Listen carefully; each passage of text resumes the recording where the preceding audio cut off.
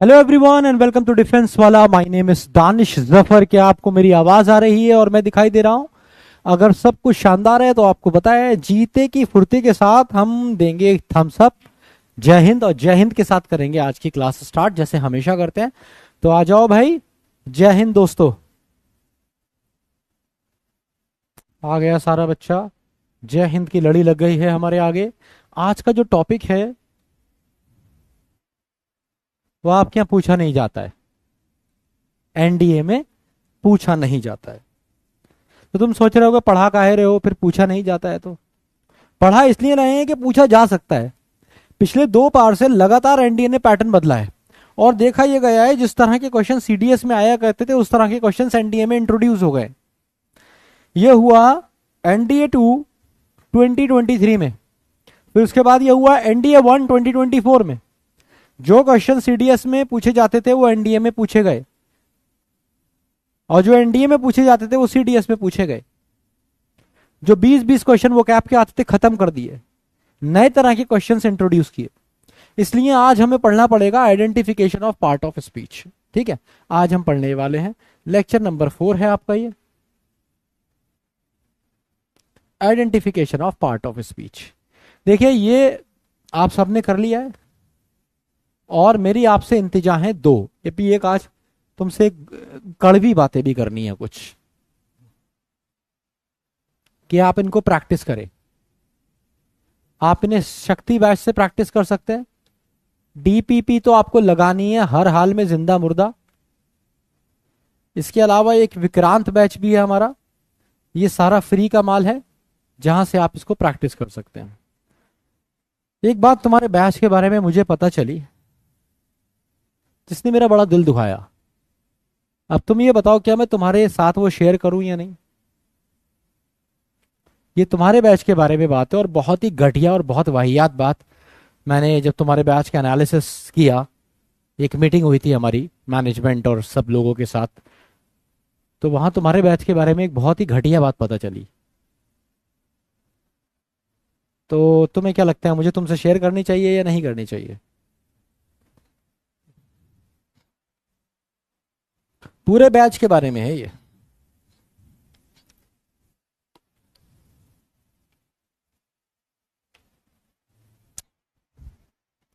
देखो यार, ये जो शौर्या बैच है ना, ये हमारा प्राइड है।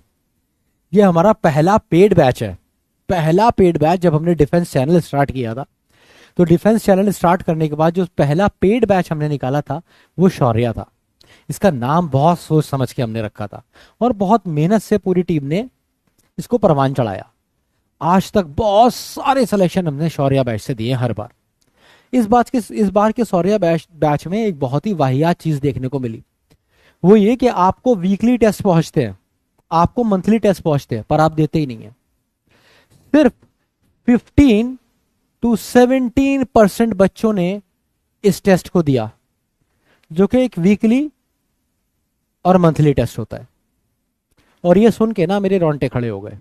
भाई ये वीकली टेस्ट, ये मंथली टेस्ट तुम्हारा आईना होता है जो तुम्हें ये बताता है कि तुम्हारी प्रिपरेशन कैसी चल रही है।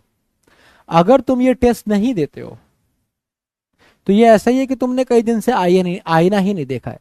पता नहीं मुंह पे क्या क्या लग रहा है, पता नहीं बाल कैसे हो रहे हैं। तो ये अपने साथ बहुत बड़ा धोखा है और ये एक तरह का बैकलॉग है। बैकलॉग में सिर्फ तुम्हारी क्लास नहीं आती है, ये बात याद रखना। सुन लो गधो।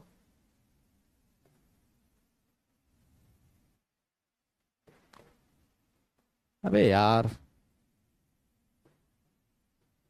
क्लास, डीपीपी, वीकली टेस्ट और मंथली टेस्ट, भाई ये पूरा तुम्हारा पार्ट ऑफ सिलेबस है। क्योंकि क्लास में जो तुम्हें दिया जाता है वो सिर्फ इंफॉर्मेशन होती है।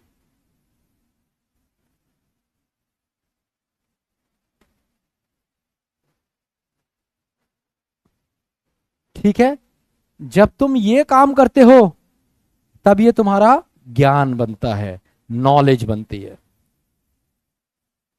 ठीक है, तो क्लास में आज या कभी भी कोई भी टीचर तुम्हें कुछ पढ़ाता है तो वो सिर्फ इंफॉर्मेशन होती है जो तुम्हें देके जाता है, तुम्हें सिखाने की कोशिश करता है। वो तुम्हें आया नहीं आया ये निर्धारित करेगा डीपीपी, वीकली टेस्ट और मंथली टेस्ट। तुमने ये दिया ही नहीं है। तुम पागल वागल हो क्या? तुम्हारे माँ बाप के पास बेकार का फालतू का पैसा है क्या? सब वेस्ट कर दिया तुमने। अब तक की सारी क्लासेस तुम्हारी वेस्ट है अगर तुमने डीपीपी, वीकली टेस्ट और मंथली टेस्ट नहीं लगाए। बहुत कम बच्चे हैं जो डीपीपी अटेम्प्ट कर रहे हैं। अराउंड 25% बच्चे सिर्फ डीपीपी अटेम्प्ट करते हैं और ये सिर्फ 15 से 17% करते हैं। भाई मेरा मेरा रोंगटे, समझ रहे हो, खड़े हो गए ये सोच के। इसमें पता है नुकसान, ये 15 से 17% का भी नुकसान है क्योंकि इतने ही बच्चे टेस्ट दे रहे हैं तो इनमें से ही रैंक बन रही है। इनमें रैंक बन रही है, जिसकी आ रही है वो अपने आप को बादशाह समझ रहा है, मुंह के बल गिरेगा पेपर में। 15-17% थोड़ी बच्चे होते हैं वहां पे। तो भाई डीपीपी भी देनी है, वीकली टेस्ट भी देना है, मंथली टेस्ट भी देना है। अगर ये नहीं दोगे तो कल मुझे ब्लेम मत करना, एनालिसिस में निकाल के तुम्हारे मुंह पे मार दूंगा कि तूने कितने टेस्ट दिए हैं। याद रखना इस बात को। एक क्वेश्चन बनेगा नहीं एग्जाम में, ना मैथ का ना अंग्रेजी का, और जैसे जाओगे ना चिकने वैसे ही चिकने वापस आओगे एग्जाम में से। याद रखना मेरी ये बात, अभी बता रहा हूं। रिकॉर्डेड रहेगा ये सेशन मेरा, इसी का शॉर्ट निकलवा के तुम्हारे मुंह पे मार दूंगा, ठीक है? याद रखना। क्लास कौन सी है ये वाली? लेक्चर नंबर 4 शौर्या में बता रहा हूं। जो वीकली टेस्ट और मंथली टेस्ट नहीं लगाएगा उसका सिलेक्शन नहीं होगा। लिख के दे रहा हूं तुम्हें ये बात, आज रिकॉर्डेड क्लास में बोल रहा हूं। जो वीकली टेस्ट मंथली टेस्ट नहीं लगाएगा उसका सिलेक्शन नहीं होगा। बस अब बाकी तुम्हारी इच्छा है, तुम्हारी श्रद्धा, तुम्हारी आस्था, तुम्हारी पूजा, तुम्हारी अर्चना। नहीं होगा तो कल हमें तुम ब्लेम नहीं कर सकते, ठीक है? ये तुम्हारे पेरेंट्स को भी बता देना और तुम्हारे गार्जियन जिसने तुम्हारी फीस जमा करी है उनको भी बता देना और अपने आप को भी बता देना। क्लियर है? आगे बढ़े। जिन्होंने दिए हैं बहुत अच्छी बात है रिया यादव, बहुत अच्छा है। अगर आप दे रहे हैं तो सही चल रहे हैं। ये लाइव है पर ये रिकॉर्डेड रहेगा ना, मतलब ये रिकॉर्डेड का मतलब है रिकॉर्ड हो रहा है, ऑन रिकॉर्ड सेशन है, ये कह रहा हूं, ठीक है? अब मुझे ईमानदारी से, है ना, जो भी तुम्हारे पास है उसको साक्षी मान के अपने दिल पे हाथ रख के ईमानदारी से बताओ कि कौन कौन रेगुलरली वीकली और मंथली टेस्ट देगा। ईमानदारी से बताओ, साक्षी मान के। अपनी स्टडीज को सिलेक्शन नहीं होगा तेरा अगर तूने झूठ बोला। सोच लियो, सब देख रहा है, बोला ना। हाँ, पड़ेगी पटकी, नारियल सर पे ही फूट जाएगा तेरे। हाँ, सच सच सच ईमानदारी से कौन कौन देगा? वादा करो मुझसे कि वीकली और मंथली टेस्ट नहीं छूटने दोगे। जल्दी से कौन कौन देगा ईमानदारी से बताओ।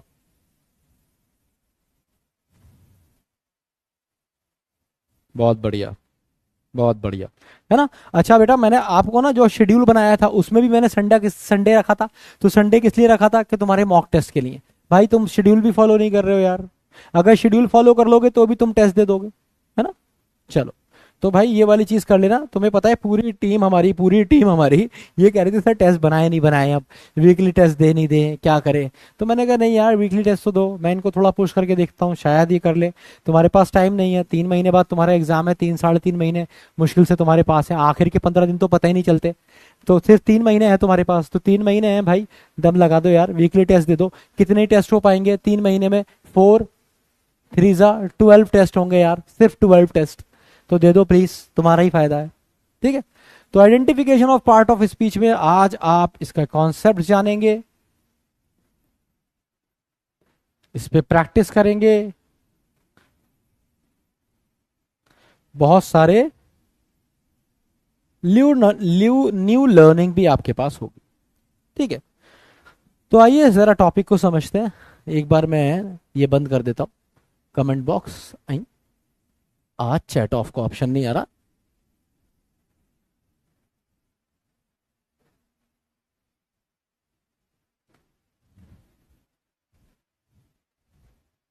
शेड्यूल कहाँ मिलेगा पारुल? सबसे पहली क्लास में मैंने आपको शेड्यूल दिया है। सबसे पहली क्लास जाके देखो। ये अंधे काणे बैरों की तरह क्लास में मत आया करो, बस घुस गए क्लास में, यही नहीं पता।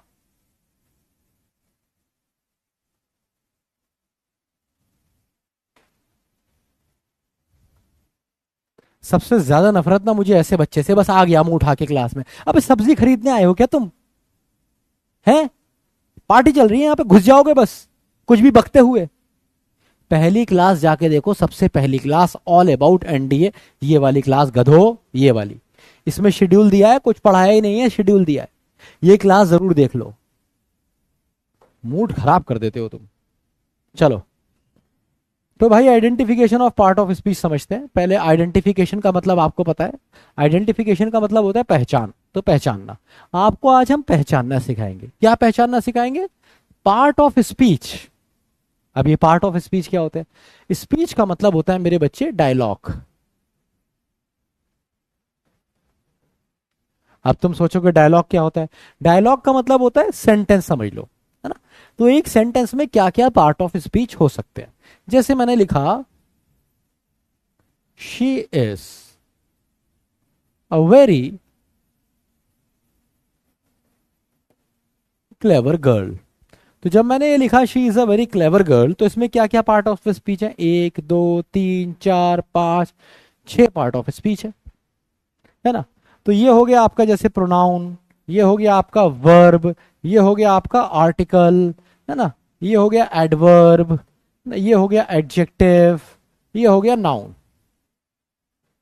अब ये मुझे तो पता थे, पर मैंने आपको ऐसे डायरेक्ट दे दिए। क्या होता है ना, एग्जाम में आपके यहाँ एक वर्ड दिया गया होता है सेंटेंस में से। जैसे आपसे पूछ लेगा बताओ वेरी क्या है, या आपसे पूछ लेगा बताओ इज क्या है। इस तरह के क्वेश्चंस आपके एग्जाम में आ सकते हैं। पिछले कुछ सालों में ये लगातार सीडीएस एग्जाम में पूछे गए हैं, और भी बहुत सारे अलग अलग कॉम्पैरेटिव एग्जाम्स में ये पूछे जाते हैं। और मुझे उम्मीद है कि इस साल श्योर मतलब आपके यहाँ एनडीए 2 2024 में भी ये पूछे जा सकते हैं। ठीक है बच्चा, तो ये आज हम सीखने वाले हैं। आपको अब समझ में आ गया कि मैं क्या पढ़ाने वाला हूं आपको। आप कैसे पहचानेंगे नाउन को, प्रोनाउन को, एडजेक्टिव को, एडवर्ब को, किसी एक सेंटेंस में आप कैसे पहचानेंगे, ये आज हम करने वाले हैं। Is that clear to you?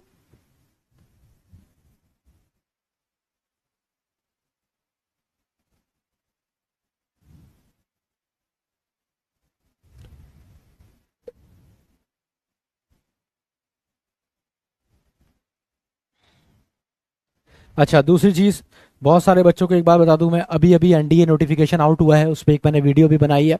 मैं लाइव गया था जिस दिन नोटिफिकेशन आया था, और डिटेल में नोटिफिकेशन को मैंने एक्सप्लेन किया है।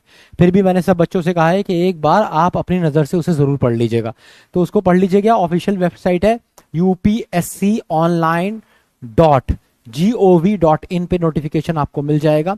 ठीक है, डिफेंस वाला चैनल पे जाके भी आप उसकी डिटेल देख सकते हैं। मैंने पूरा नोटिफिकेशन को रीड करके बच्चों को पढ़ाया है, मतलब समझा दिया है। फिर भी अगर कुछ डाउट्स हैं तो आपको नोटिफिकेशन पढ़ के वो क्लियर हो जाएंगे। ठीक है, तो वहां से देख लीजिएगा। उसमें आपकी एज, एलिजिबिलिटी क्राइटेरिया, सिलेबस, ठीक है, सारी चीजें आपको एक्सप्लेन की गई हैं उसमें।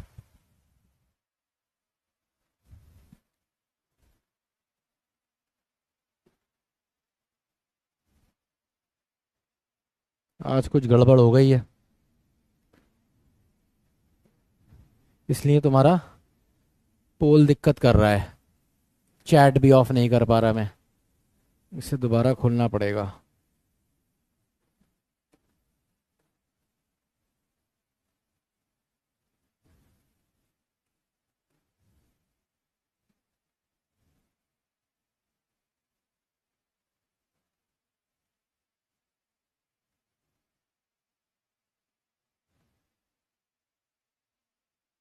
ठीक है बच्चा, क्लियर है?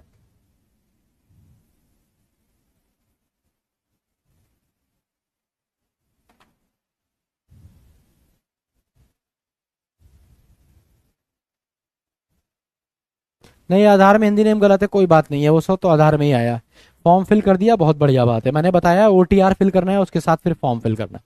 चलो भाई, अब पढ़ लो। अब तुम्हें नोटिफिकेशन के बारे में सारी नॉलेज हो जाए, इसलिए तो एक अलग वीडियो बनाई है मैंने। अब सोचो, जो तुम्हारी रेगुलर क्लास है उसमें भी आके मैं यही भोंकूं कि तुम्हें फॉर्म कैसे भरना है, ओटीआर कैसे करना है, और उसके लिए अलग से वीडियो भी बनाऊं। तो छोटे बच्चे हो क्या? जाके क्लास देखो वो वाली। ठीक है, उसमें नोटिफिकेशन के बारे में सारी डिटेल है, सब कुछ मिल जाएगा। हम इस क्लास को बर्बाद नहीं करेंगे, पढ़ना है भाई हर एक चीज। तुम्हारा बैकलॉग हो जाए अच्छी बात है, मेरा नहीं होना चाहिए। मैं अपना बैकलॉग नहीं होने देता हूँ। आ जाओ, identification of part of speech, what is the meaning of this? Identification of part of speech का मतलब होता है कि आप आइडेंटिफाई करेंगे कि क्या गलती है ना, कि आप कैसे पहचानेंगे किसी भी पार्ट ऑफ स्पीच को। तो सबसे पहले हम बात करते हैं कि एक सेंटेंस में क्या क्या हो सकता है। मैंने आपको बताया था, जब मैंने आपको 8 यूनिवर्सल रूल पढ़ाए थे,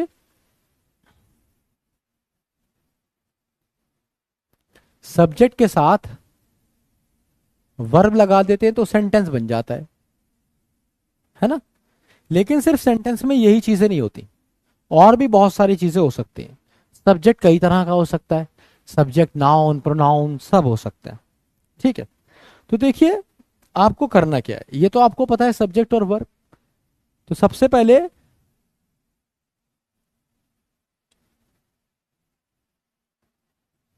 नाउन, नाम होगा किसी चीज का, पर्सन हो सकता है वो, प्लेस, थिंग, इमोशन, कुछ भी हो सकता है, नेम। ठीक है, प्रोनाउन आप जानते हैं, ये यूज होता है इंस्टेड ऑफ नाउन, जैसे ही, शी, इट, एवरीवन, सारे के सारे। ठीक है, ये सारे के सारे प्रोनाउन होते हैं जो किसी नाम की जगह पे यूज होंगे, किसी के नाम की जगह पे, किसी भी नाम की जगह पे यूज हो जाएंगे तो प्रोनाउन कराएंगे। उसके बाद बच्चा हमारे पास आ जाते हैं एडजेक्टिव्स। देखो मैं तुम्हें रटना नहीं सिखाऊंगा, TION आ जाए तो नाउन है, ठीक है, या फिर मतलब ये रटाने का तरीका है, और इसमें बच्चा पटकी खा सकता है। या फिर TION से बताते हैं टीचर्स बहुत सारे, ESS से बताते हैं, लास्ट में ES आ जाए, ये चीजें भी मतलब आप समझ सकते हैं कि ESS आ जाए, TION आ जाए लास्ट में तो ये नाउन होता है। बट ये चीजें ना बहुत ज्यादा सॉलिड नहीं है, आप इनमें पटकी खा सकते हैं, तो क्यों ना हम समझ के करें और कभी हमारा गलत ही नहीं हो। तो मैं आपको कॉन्सेप्ट बताऊंगा, कॉन्सेप्ट से आपका कभी गलत नहीं होगा। देखिए जो एडजेक्टिव है, एडजेक्टिव का मतलब होता है हिंदी का जो विशेषण होता है ना, अंग्रेजी का वो एडजेक्टिव बन जाता है। विशेषण क्या बताता है, विशेषता बताता है। इसी तरीके से एडजेक्टिव क्या बताता है, विशेषता बताता है। विशेषता को अंग्रेजी में क्या कहते हैं, क्वालिटी। तो ये जो एडजेक्टिव है ये मेरे बच्चे या तो क्वालिटी बताता है या फिर क्वांटिटी बताता है। किसकी, of a noun equivalent. Noun equivalent मतलब नाउन या प्रोनाउन की, नाउन या फिर जो नाउन जैसा है उसकी। जैसे मैंने कहा, जरा ध्यान देना, कुछ एडजेक्टिव्स लिख रहा हूं। मैंने कहा गुड, है ना, मैंने कहा good, handsome, clever, stupid, fast, अगली, है ना। ये सारे के सारे एडजेक्टिव्स हैं। कैसे, मैंने तुमसे कहा गुड तो तुम पूछोगे नहीं सर क्या गुड। भाई मैंने कहा काला, तुम पूछोगे नहीं सर कौन काला, क्या काला। मैंने कहा छोटा, सर कौन छोटा, क्या छोटा। तो ये सारे के सारे एडजेक्टिव है, इनके साथ हमेशा कोई नाउन चाहिए। जैसे मैंने कहा गुड, परफॉर्मेंस,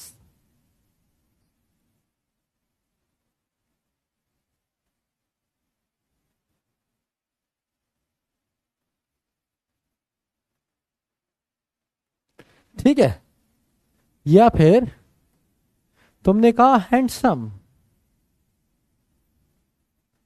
सैलरी, समझे, clever, girl, stupid, boy, fast, recovery, अगली, प्रेजेंटेशन। समझे। तो अब देखो रटने का तरीका ये भी है, TION आ जाए तो नाउन हो जाएगा, ERY आ जाए तो नाउन हो जाएगा, ठीक है, ANCE जिसमें आता है वो भी नाउन हो जाएगा, ऐसे भी रट सकते हो। पर this is not my way of teaching. My way of teaching is कि भाई सीधी सी बात है, गर्ल क्या है, नाउन है, बॉय क्या है, नाउन है, तो इसको जो मॉडिफाई करेगा, जो इसकी क्वालिटी बताएगा वो एडजेक्टिव हो जाएगा। ऐसे ही परफॉर्मेंस क्या है, नाउन है, कैसी परफॉर्मेंस, अच्छी परफॉर्मेंस, तो हमेशा ये एडजेक्टिव हो जाएगा। सैलरी कैसी, हैंडसम सैलरी, तो हैंडसम क्या हो जाएगा, एडजेक्टिव हो जाएगा। ठीक है, फास्ट, क्या चीज फास्ट है, रिकवरी, तो रिकवरी नाउन हो जाएगा और फास्ट एडजेक्टिव हो जाएगा। अगली एडजेक्टिव हो जाएगा। इसको एडजेक्टिव्स को पहचानने की एक और तरीका है, इसकी डिग्रीज होती हैं। कौन सी, पॉजिटिव, कंपैरेटिव और सुपरलेटिव। इसकी हमेशा 3 डिग्री होती है। जैसे मेरे बच्चे, अगर तुम फास्ट लिखोगे तो ये फास्टर भी तो हो सकता है और फास्टेस्ट भी हो सकता है, लेकिन रिकवरी का रिकवरर रिकवरेस्ट नहीं होता है, कभी नहीं सुना होगा। सैलरी का सेलरर सेलरेस्ट नहीं होता है, लेकिन हैंडसम का होता है, more handsome, most handsome, more most भी लगा सकते हैं। ऐसे ही स्टूपिड का होता है more stupid, most stupid. Clever cleverer cleverest, इसकी कंपैरेटिव पॉजिटिव सुपरलेटिव डिग्रीज होती है। Ugly uglier ugliest, fast faster fastest.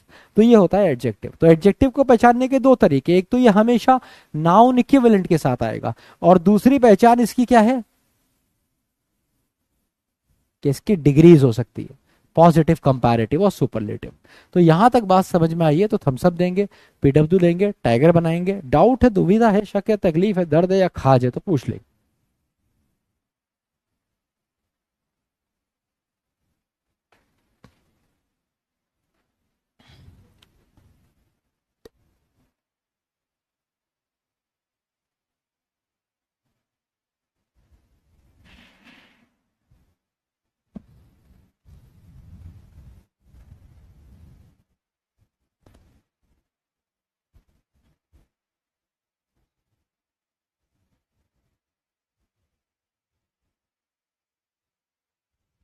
चलो भाई, ये तो बड़ी प्यारी बात है।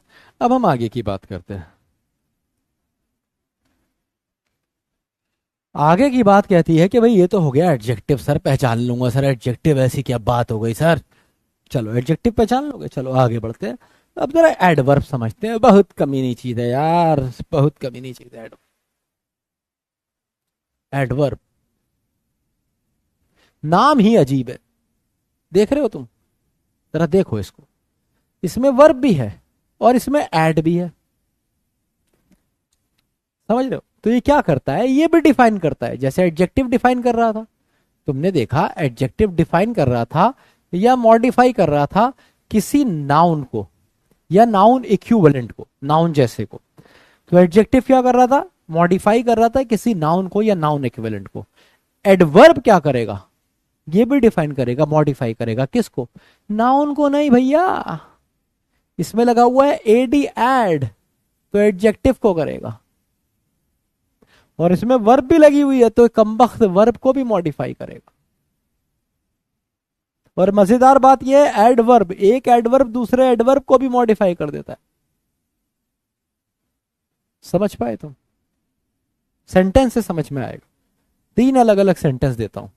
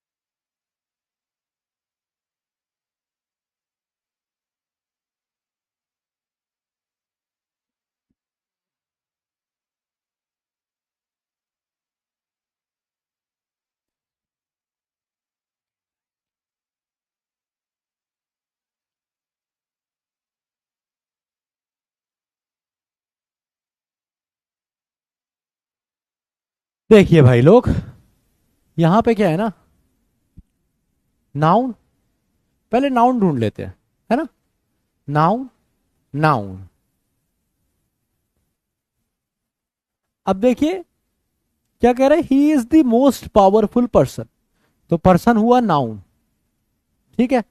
पर्सन कैसा है, पावरफुल। तो पर्सन ने मॉडिफाई, पर्सन को मॉडिफाई किया, पर्सन के बारे में कुछ भी बता रहा है, कौन, ये पावरफुल।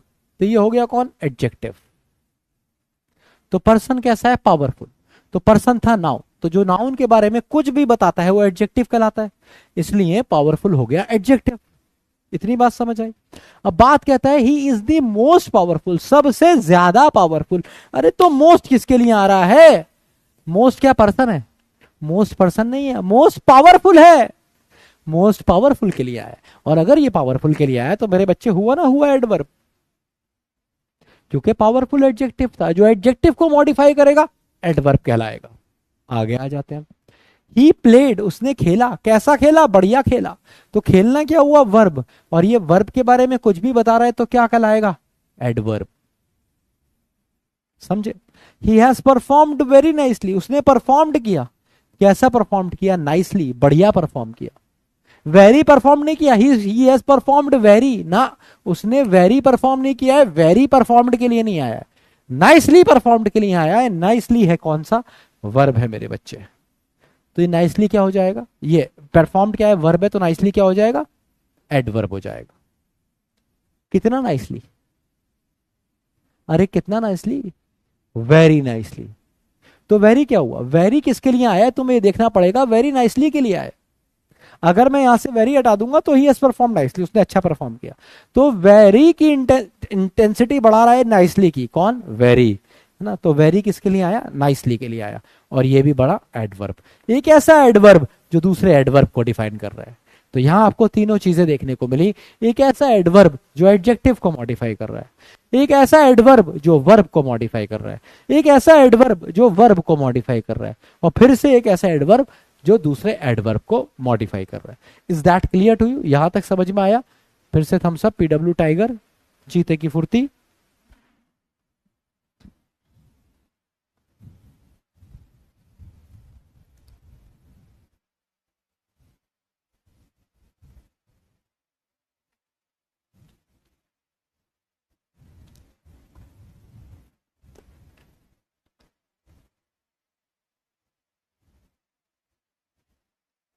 कौन गधा बोला कि नाइसली एडजेक्टिव होगा? एडवर्ब होगा।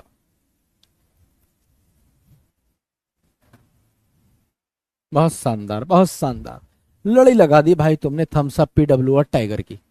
आगे बढ़ेंगे मेरे बच्चे।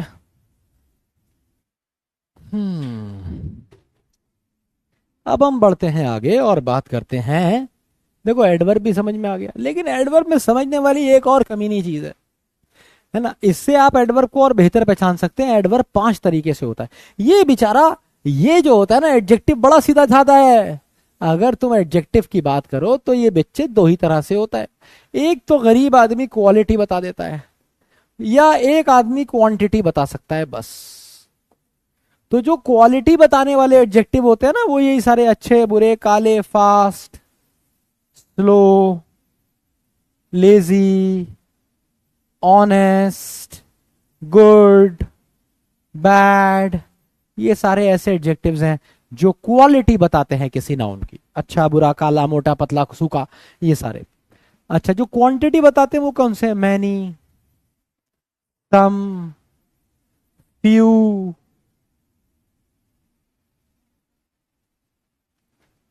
लिटिल। समझ रहे हो? ये सारे कौन है? जो क्वांटिटी बताते हैं। इनफ, ठीक है, ये सारे। तो क्वालिटी बताने वाले अलग हैं, क्वांटिटी बताने वाले अलग हैं। कौन? एडजेक्टिव की बात कर रहा हूं, एडजेक्टिव की। तो ये 2 ही तरह के होते हैं, ऐसे समझ लो। टाइप ऑफ एडजेक्टिव्स जो होते हैं वो सिर्फ 2 ही होते हैं, एक ऐसे जो क्वालिटी बताते हैं और एक क्वांटिटी बताते हैं। ये बहुत बड़ा वाला है, ये 2 नहीं होते, ये 5 होते हैं। हाँ जी, ये 5 होते हैं। कौन कौन से होते हैं? एक तो होता है ऐसा जो बताता है मैनर,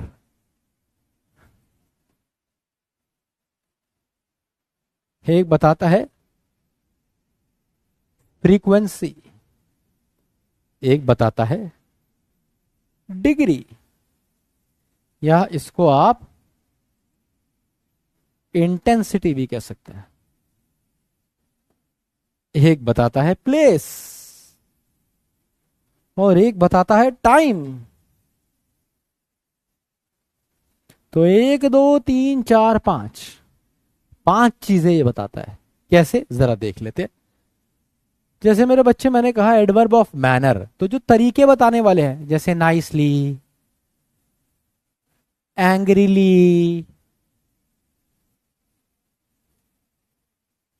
हार्डली, सैडली, इसमें ली लग जाता है ना।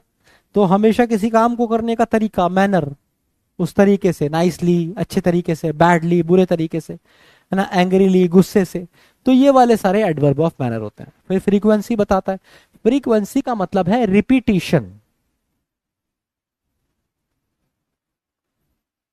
किसी चीज का रिपीट होना। जैसे usually, often, seldom, never, always, ये सारे एडवर्ब ऑफ फ्रीक्वेंसी हैं। ऐसे एडवर्ब जो रिपीटिशन बताते हैं, समझ लो, फ्रीक्वेंसी बताते हैं। अब आते हैं ऐसी जो डिग्री और इंटेंसिटी, शिद्दत बताते हैं, किसी काम को कितनी इंटेंसिटी, शिद्दत से किया गया। तो सो, much,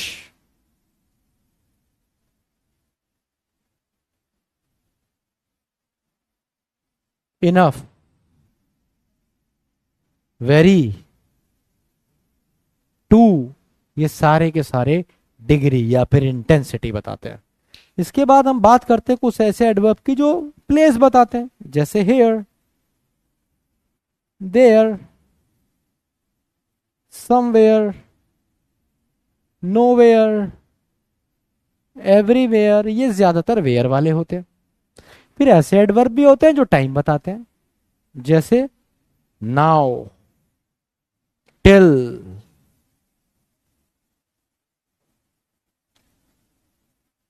yet, soon, still, up to now, ये सारे के सारे एडवर्ब ऑफ टाइम होते हैं। तो एडवर्ब एक ऐसा टॉपिक है जिससे आपको परेशान नहीं होना है। दो तरीके से आप इन्हें पहचान सकते हैं। एक तो ये मैनर, फ्रीक्वेंसी, डिग्री, प्लेस और टाइम बताता है। दूसरा, ये किसी एडजेक्टिव, वर्ब या फिर एडवर्ब को मॉडिफाई करता है।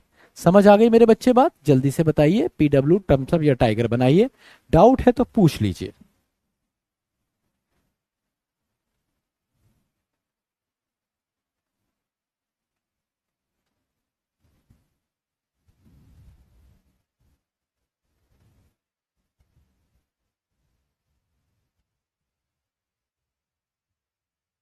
हाँ, देन भी हो जाएगा, देन क्यों नहीं होगा।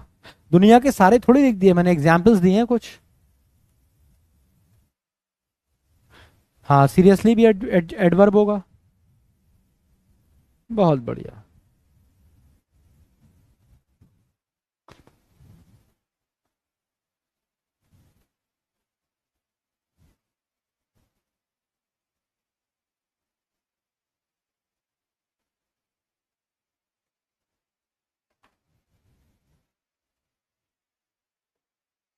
देखो भाई, एक बात और बता दूं मैं तुम्हें, और वो बात ये है,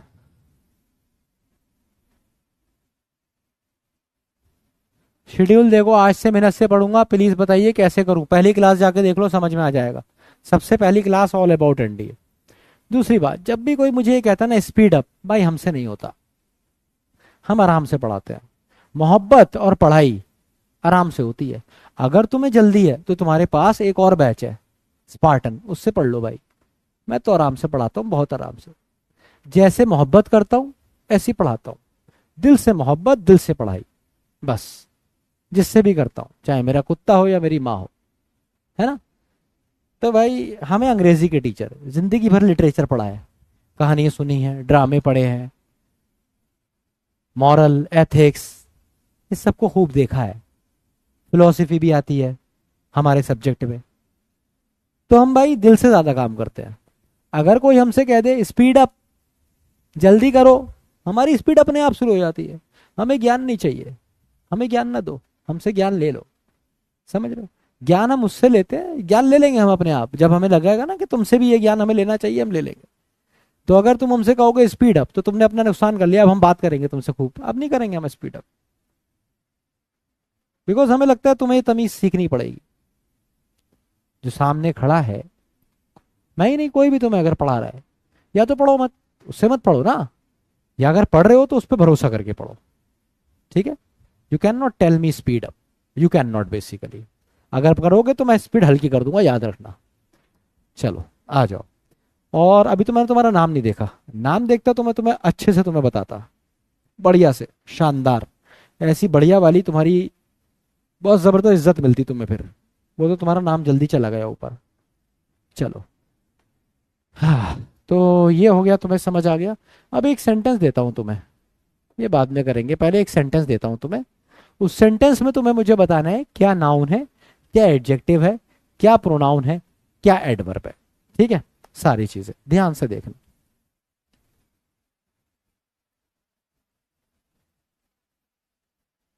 हर एक क्लास ना प्लान होती है मेरी, ऐसा नहीं होता मैं तुम्हारी तरह बस मुंह लेके अपना आ गया क्लास में, कुछ भी जाके भौंक दूंगा क्लास हो जाएगी। ऐसा नहीं आता बेटा मैं। जिंदगी में कुछ भी अगर किया है तो प्रिपेयर करके किया है, नहीं तो नहीं किया है। समझ रहे हो? हाँ, तो हर एक चीज मेरी प्लान होती है। आगे बढ़ते हैं। सेंटेंस दे रहा हूं, तुम्हें गलती बतानी है अगर कोई लगती है।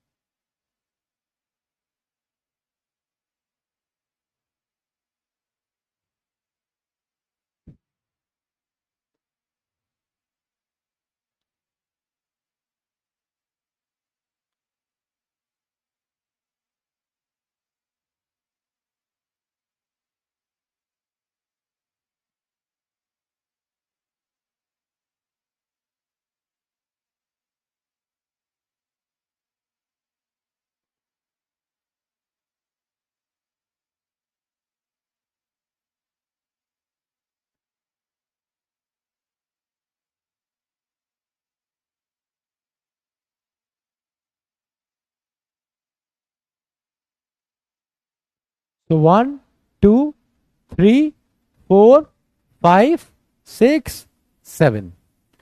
तो लेट्स सी किसके साथों के साथ सही होते हैं। आप इस सेंटेंस को कॉपी करेंगे और आपको ध्यान रखते हुए इस सब में हमेशा, है ना, आपको मुझे बताना है इसमें से कौन सा नाउन है, कौन सा प्रोनाउन है, कौन सा एडजेक्टिव है, कौन सा एडवर्ब है, कौन सा वर्ब है, ये सब बताने हैं आपको। ठीक है, 7 हो गई है, 7, चलो 10 ही कर देते, 7 8 9 10। ठीक है, और मैं आपको यहाँ से 30 सेकेंड्स देता हूँ। 30 सेकेंड्स के बाद मैं कमेंट बॉक्स खोल दूंगा और फिर देखते हैं कि कौन कौन इसके सही जवाब देता है।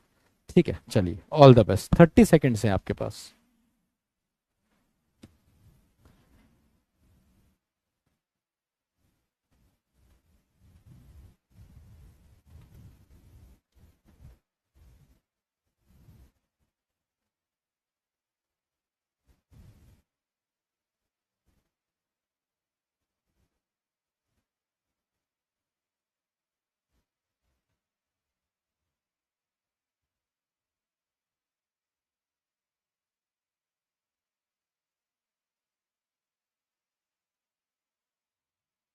कोई पूछ रहा है सिंस और for which part of speech.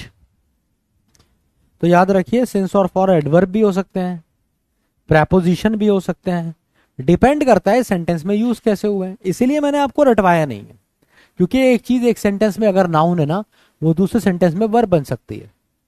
अगर वो कहीं पे एडवर्ब है तो कहीं और जाके कंजंक्शन बन सकता है। समझ रहे हो ना बात को? इसलिए रटवाया नहीं है तुम्हें। चलो, दिखाओ जरा अपने आंसर्स, क्या गुल खिलाए तुमने।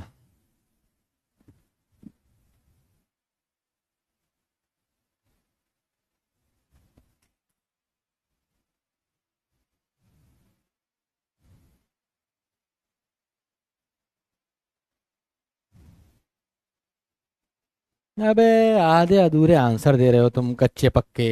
बा,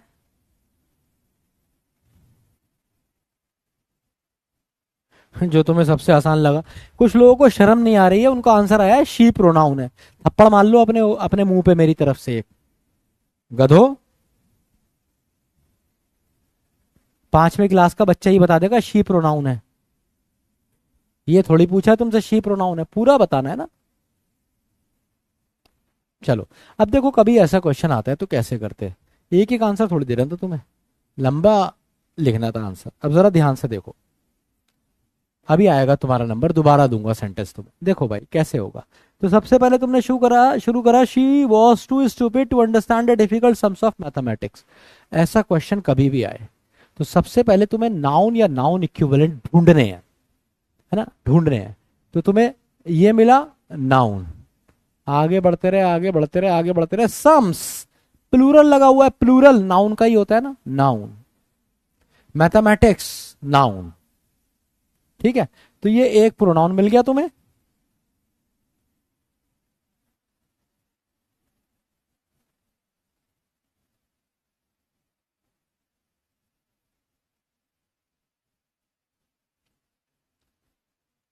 प्रोनाउन, नाउन, नाउन, ठीक है। अब जरा बात करते हैं इनके एडजेक्टिव्स पे, ठीक है, क्योंकि नाउन आया है तो नाउन के लिए कोई एडजेक्टिव आ सकता है ना, नाउन के लिए तो एडजेक्टिव ही आता है। तो मैथमेटिक्स के बारे में कुछ बताया गया कैसा है, नहीं बताया। सम्स के बारे में कुछ बताया कैसा है, सम्स डिफिकल्ट है। सम्स कैसे हैं, डिफिकल्ट। डिफिकल्ट, मोस्ट डिफिकल्ट होता है। तो ये क्या हो गया, एडजेक्टिव, क्योंकि इस नाउन को मॉडिफाई कर रहा है, एडजेक्टिव हो गया, ठीक है। अच्छा, अब गली का बच्चा बच्चा जानता है कि वॉज क्या है, वर्ब है। तुमने एट यूनिवर्सल रूल में भी पढ़ा मेरे साथ कि फॉर्म ऑफ बी है, ये वर्ब है, खत्म हो गई बात। अब she was too stupid to understand. अब अंडरस्टैंड क्या है, अंडरस्टैंड भी तुम जानते हो क्या है, वर्ब है, क्योंकि तुमने मुझसे पढ़ा था एट यूनिवर्सल रूल्स में कि टू के बाद हमेशा first form of the verb आती है, या तो आती ही नहीं है वर्ब, आती है तो फर्स्ट फॉर्म होती है। अंडरस्टैंड, अंडरस्टैंडिंग, अंडरस्टूड, सारी वर्ब्स की फॉर्म है, ये वर्ब है, तो आपने वर्ब लगा दी। अब आप आगे बढ़े, she was too clever too. अब यार ऑफ, अब देखो ऑफ भी मैं बताऊंगा तुम्हें, ऑफ, फॉर, सिंस, ये सारे प्रपोजिशन होते हैं। ये प्रपोजिशन हो गया। स्टूपिड, मोर स्टूपिड, मोस्ट स्टूपिड, एडजेक्टिव हो गया, क्योंकि किसके लिए आ रहा है, शी के लिए। शी क्या था, प्रोनाउन, तो नाउन इक्विवेलेंट को मॉडिफाई करेगा, एडजेक्टिव हो गया। कितनी स्टूपिड है, इतनी ज्यादा जितनी नहीं होना चाहिए, बहुत स्टूपिड है, टू स्टूपिड, तो टू क्या हो गया, एडवर्ब हो गया, ठीक है। द आप सब जानते हैं, द आर्टिकल है, क्लियर है। अब ये बताओ किसके 10 ऑन 10 आ गए इसमें, किसके 10 ऑन 10 सही हो गए, जल्दी से बताओ मुझे, सिर्फ 10 ऑन 10 वाले बता दो।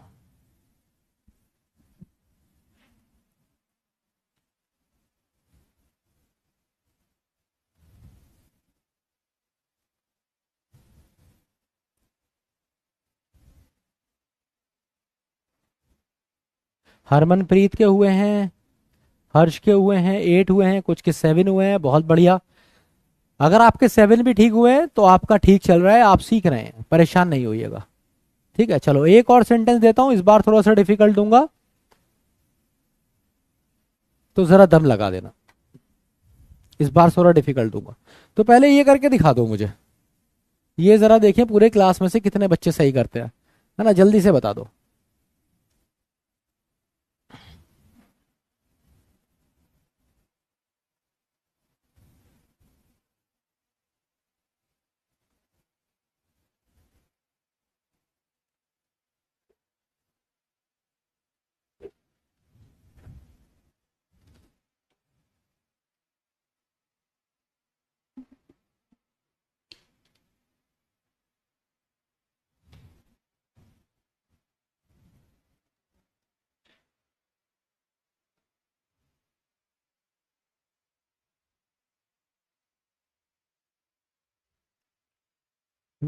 Vidhi and Paras have a beautiful Persian cat. तो दो तरीके हैं याद रखने के, एक तो पावरफुल, ब्यूटीफुल, इमेंसफुल, जहां जहां फुल लग जाता है वो एडजेक्टिव रहता है, ठीक है। ये रटने वाली बात है। समझने वाली बात क्या है, कैट है नाउन, तो बिल्ली कैसी है, सुंदर बिल्ली है, बिल्ली पर्शियन भी है, बिल्ली सुंदर भी है, ये भी एडजेक्टिव है, ये भी एडजेक्टिव है। समझ रहे हो? दोनों एडजेक्टिव है, एडजेक्टिव आंसर हो जाएगा डी। देखे जरा कितनों का सही गया, अरे पागल है क्या ये पोल।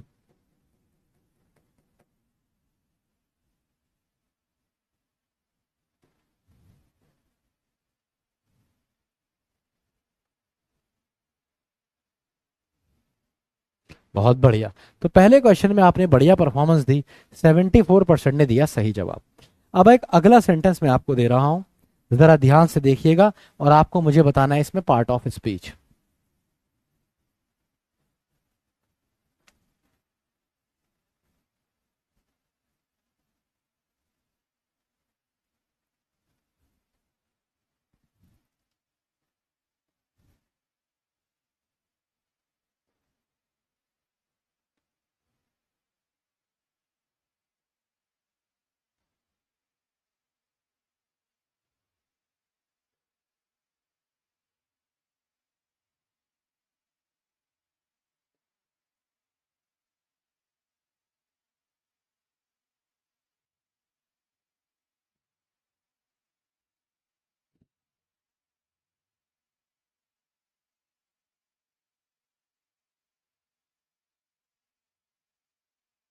ठीक है, 1 2 3 4 5 6 7 8 9 10 11,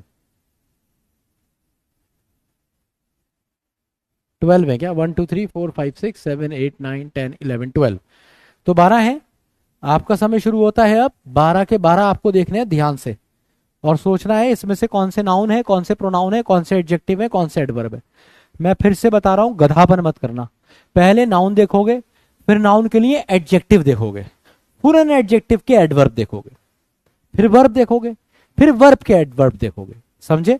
पहले नाउन या नाउन इक्विवेलेंट, फिर उनके एडजेक्टिव, फिर उनके एडवर्ब, फिर वर्ब, फिर वर्ब के लिए एडवर्ब। सारे सही हो जाएंगे तुम्हारे। चलो जाओ, all the best, go for it.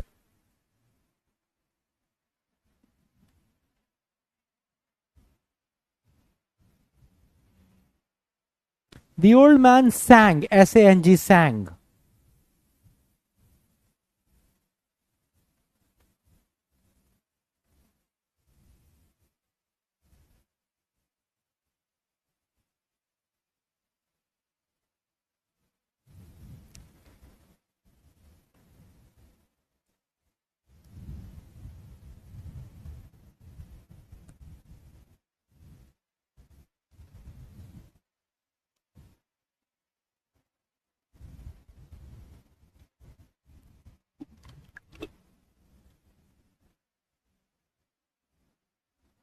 अरे यार, पोल बेकार दे दिया इसमें, पोल तो वेस्ट ही हो जाएगा क्योंकि इसमें एक आंसर तो है नहीं।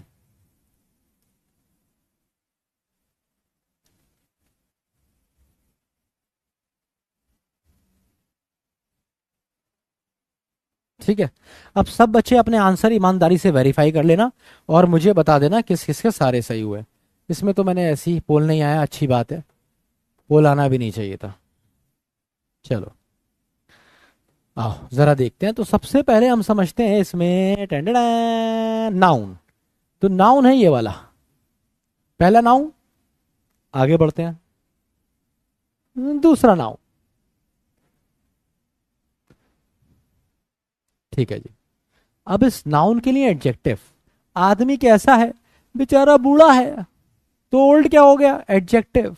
और ओल्ड, ओल्डर, ओल्डेस्ट, इनकी कंपैरेटिव पॉजिटिव सुपरलेटिव डिग्री भी होती है, एडजेक्टिव हो गया। मेल सॉन्ग कैसा है? सुरीला है, सुरीला मतलब मेलोडियस, तो ये भी क्या हुआ? एडजेक्टिव हुआ, एडजेक्टिव, सुरीला गाना। ठीक है, 4 सॉल्व हो गए। कितना सुरीला है?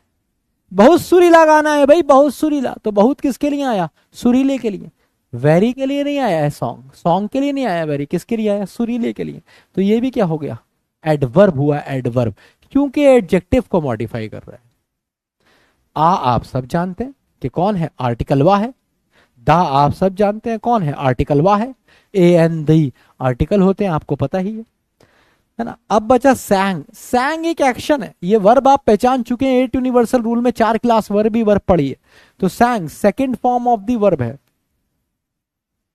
वर्ब हो गई। तो भाई एक पोर्शन बन गया, the old man sang a very melodious song. अब आता है बट।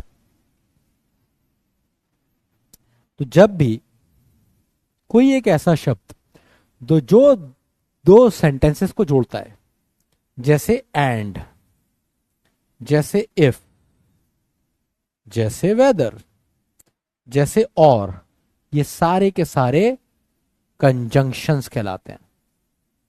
जोड़ने वाले। तो बट भी कौन हुआ, conjunction. So the old man sang a very melodious song but not very melodiously। ये पूरा पेज है, यही तुम्हारे गलत हुए होंगे, देख लेना।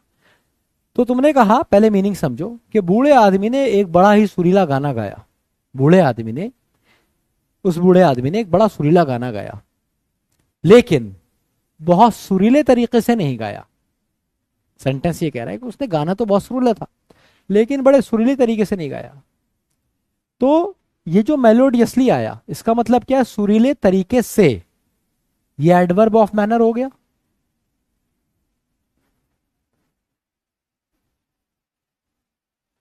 है ना। मेलोडियसली किसके लिए आया, सैंग के लिए, कि उसने कैसा गाया, मेलोडियसली गाया।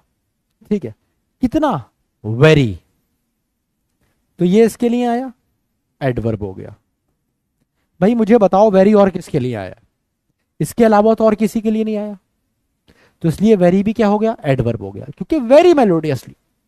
ऐसे अब इसने कहा नॉट, अब थोड़ी देर के लिए ना यहां से नॉट मिटा दिया मैंने।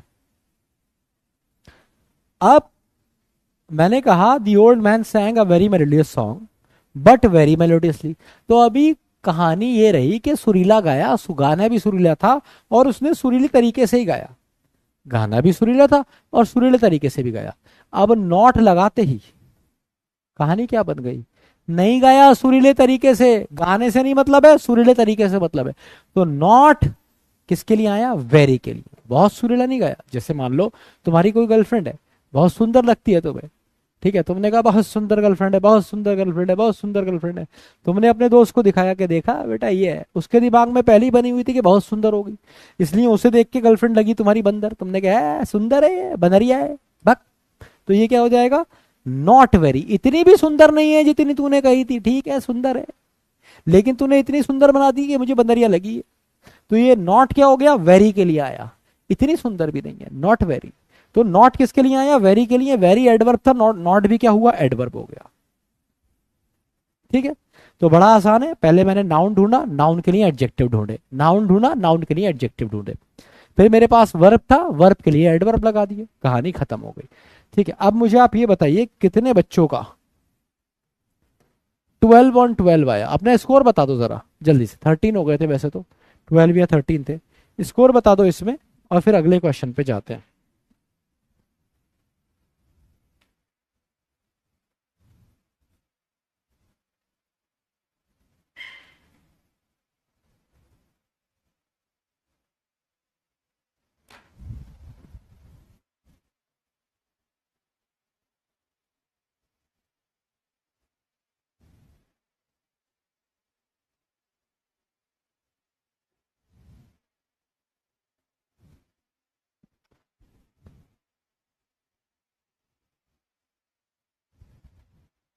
आज पोल बहुत गड़बड़ कर रहा है।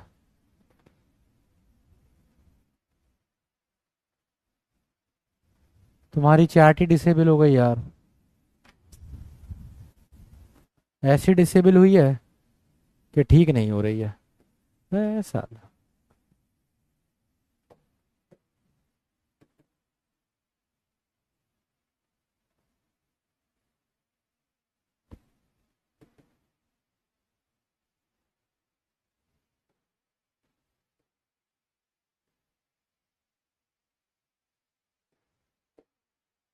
चलिए कोई नहीं, अभी ठीक हो जाएगा ये।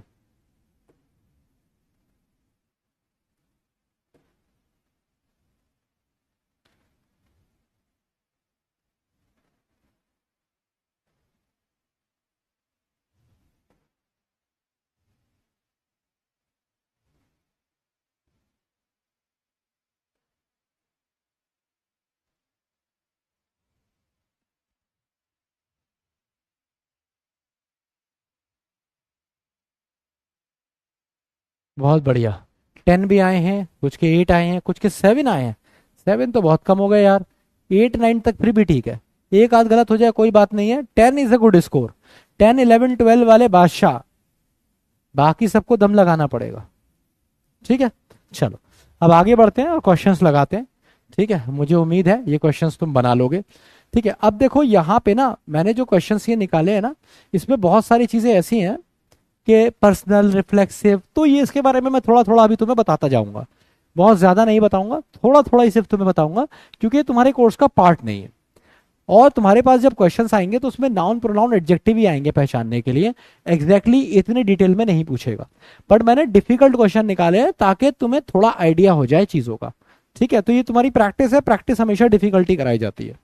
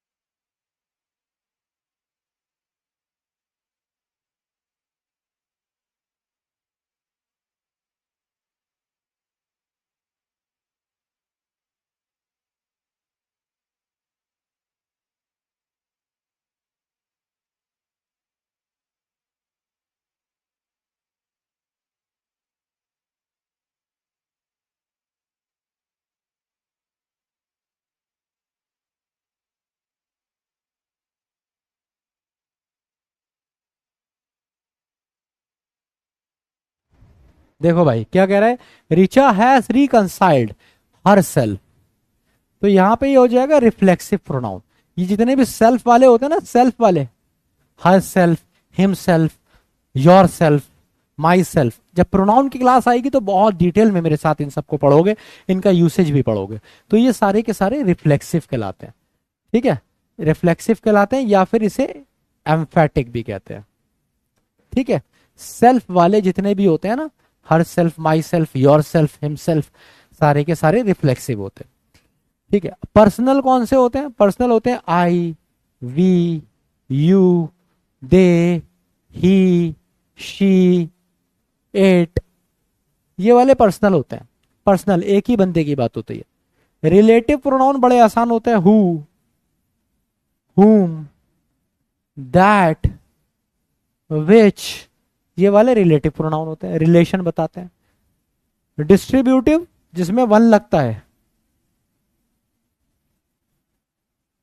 मतलब डिस्ट्रीब्यूटिव ऐसे वाले होते हैं जो इंडिविजुअली एक एक की बात कर रहे होते हैं, जैसे नन, ठीक है, जैसे आइदर, जैसे नाइदर। तो इसके लिए परेशान नहीं होना है, जब प्रोनाउन की क्लास होगी तो इन सब के यूसेज के साथ आप इन्हें जानेंगे। ठीक है, तो यहां पे आंसर हो गया बी। क्लियर है? किसी को कोई डाउट है तो पूछ लो, नहीं है तो भी बता दो।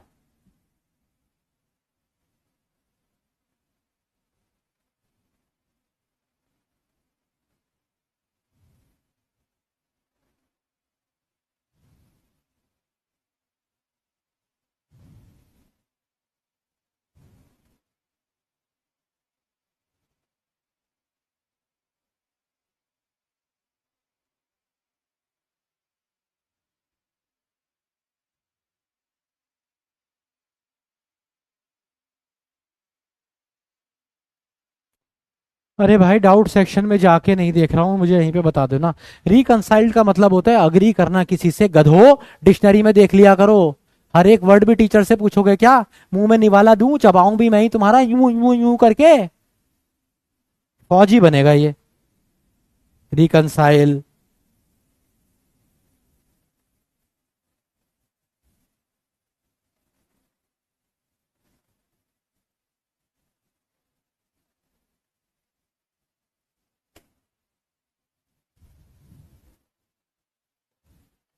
अगला क्वेश्चन देखो।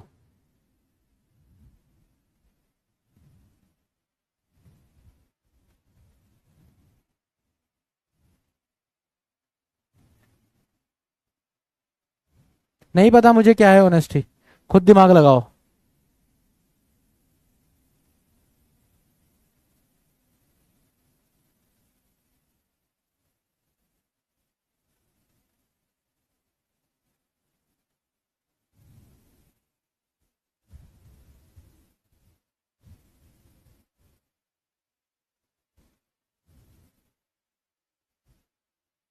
देखो एलिमिनेशन से कभी भी इस तरह के क्वेश्चन आए और तुम कंफ्यूज हो जाओ ये क्या है यार, तो एलिमिनेशन से कर लो। जैसे कि प्रोनाउन तो किसी के नाउन की जगह पे तो ये हुआ नहीं है यूज। किसी का नाम होता है उसकी जगह तुम कहते वेदर, वेदर यहाँ वेदर बात सुन, वेदर बात तो सुन ले, नहीं कहते ना, किसी नाम की जगह कभी आप वेदर नहीं कहते हो। ठीक है, तो ये ही शी इट तो है नहीं, तो इसको काट दोगे। अभी मैं दिखाऊंगा कुछ गधे होंगे जिन्होंने प्रोनाउन भी लगाया होगा। ठीक है, इसके बाद एडवर्ब भी नहीं है, एडवर्ब आपने सीखा, एडवर्ब ऑफ मैनर देखे, सारे देखे, तो एडवर्ब भी नहीं है, एलिमिनेट हो गया।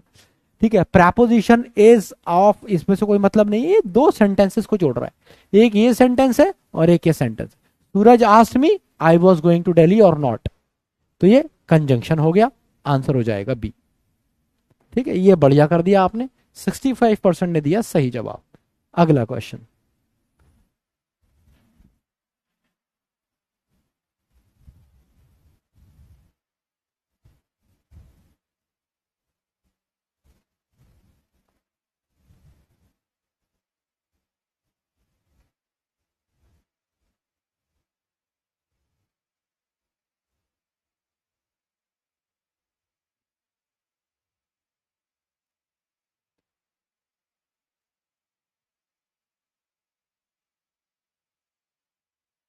अबे यार एक तो ना इतना तुम्हारा बुद्धि भ्रष्ट है,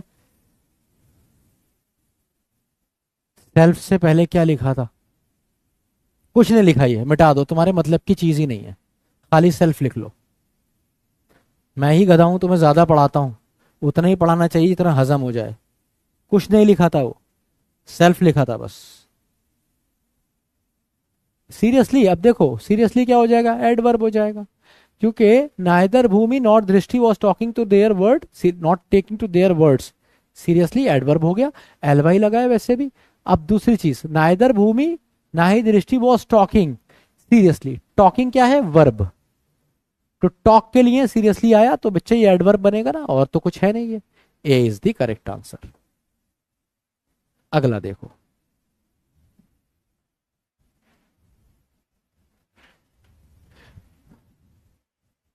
सर मैंने अभी बैच लिया है, पहले का कवर कैसे करूं? तो पहले का कवर कैसे करो, खाना वाना खाओ आराम से, पानी वानी पियो, 2-3 घंटे दिन में सो, कवर हो जाएगा। और तो कोई तरीका है नहीं, मुझे तो पता नहीं और क्या तरीका होगा। अरे तुम फिक्स्ड मान लो यार, एडवर्ब मान लो इसे आशीष, कहीं भी नॉट आए एडवर्ब लिख देना, खत्म बात। कहीं भी नॉट आए तुम एडवर्ब लिख देना, खुश रहो बस तुम। ठीक है,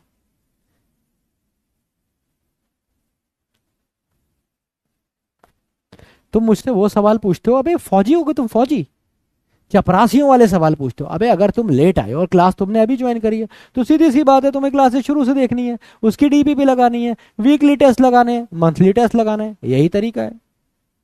जब भी ज्वाइन करोगे, आज से 1 साल बाद भी ज्वाइन करोगे तभी भी तुम्हें यही करना पड़ेगा, 1 महीने बाद करोगे तभी भी तुम्हें, कोई नई चीज तो है नहीं कि सर अब सर बताएंगे कलाबाजी करके कुछ करने का, कि एक काम करो पिछले जो टॉपिक छूटे हैं उन्हें इंजेक्शन में भर लो और घुसवा लो अपने, सारे टॉपिक अंदर आ गए, ऐसा तो होगा नहीं ना। तो ऑब्वियसली तुम्हें 1 बाय 1 जाना पड़ेगा। तो भाई तुम फौजी हो, फौजी वाली सोच रखो, थोड़ा सा कॉमन सेंस अपना बढ़ाओ, जस्ट बी इंडिपेंडेंट, है ना, थोड़े से इंडिपेंडेंट हो जाओ, थोड़े से। The instruction manual that came with the bicycle, जो इंस्ट्रक्शन मैनुअल साइकिल के साथ आई थी, इज डिफिकल्ट टू, तो टू के बाद तो वर्ब की फर्स्ट फॉर्म आती है, बात खत्म हो जाती है, वर्ब हो जाता है, क्वेश्चन खत्म, धराशाही। 60% ने दिया सही जवाब, B is the correct answer. अगला देखिए।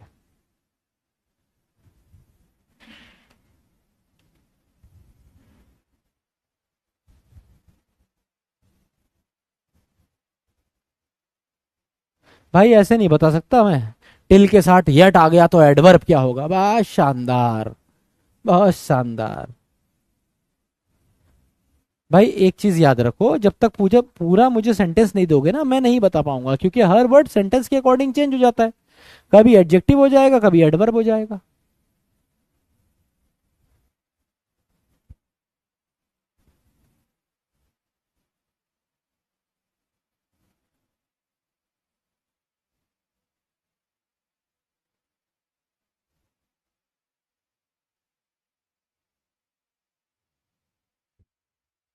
अब कह रहा है none of us was that wildlife लाइफ, नन ऑफ अस, ये तो बात तय है कि ये प्रोनाउन है क्योंकि नाउन की जगह यूज हुआ है। रिफ्लेक्सिव वाले अभी मैंने तुम्हें बताया था जिसमें सेल्फ लगा होता है वो होते हैं, तो ये ऑप्शन तो एलिमिनेट हो गया। पर्सनल वाले तुम्हें पीछे सिखाए हैं आई वी यू दे वाले, तो ये भी नहीं होगा, ठीक है। डेमोन्स्ट्रेटिव जो डेमोन्स्ट्रेशन करते हैं दिस ये वो, है ना, दिस दैट, ये वाले डेमोन्स्ट्रेटिव होते हैं, तो ये भी नहीं होंगे। बचा क्या, डिस्ट्रीब्यूटिव, पीछे अभी बताया था तुम्हें, नन, एवरीवन, आइदर, नाइदर, ये वाले डेमोन्स्ट्रेटिव होते हैं। तो आंसर हो जाएगा मेरे बच्चे डी। क्या बात है, 54% ने सही लगा दिया, बहुत शानदार। अगला देखते हैं।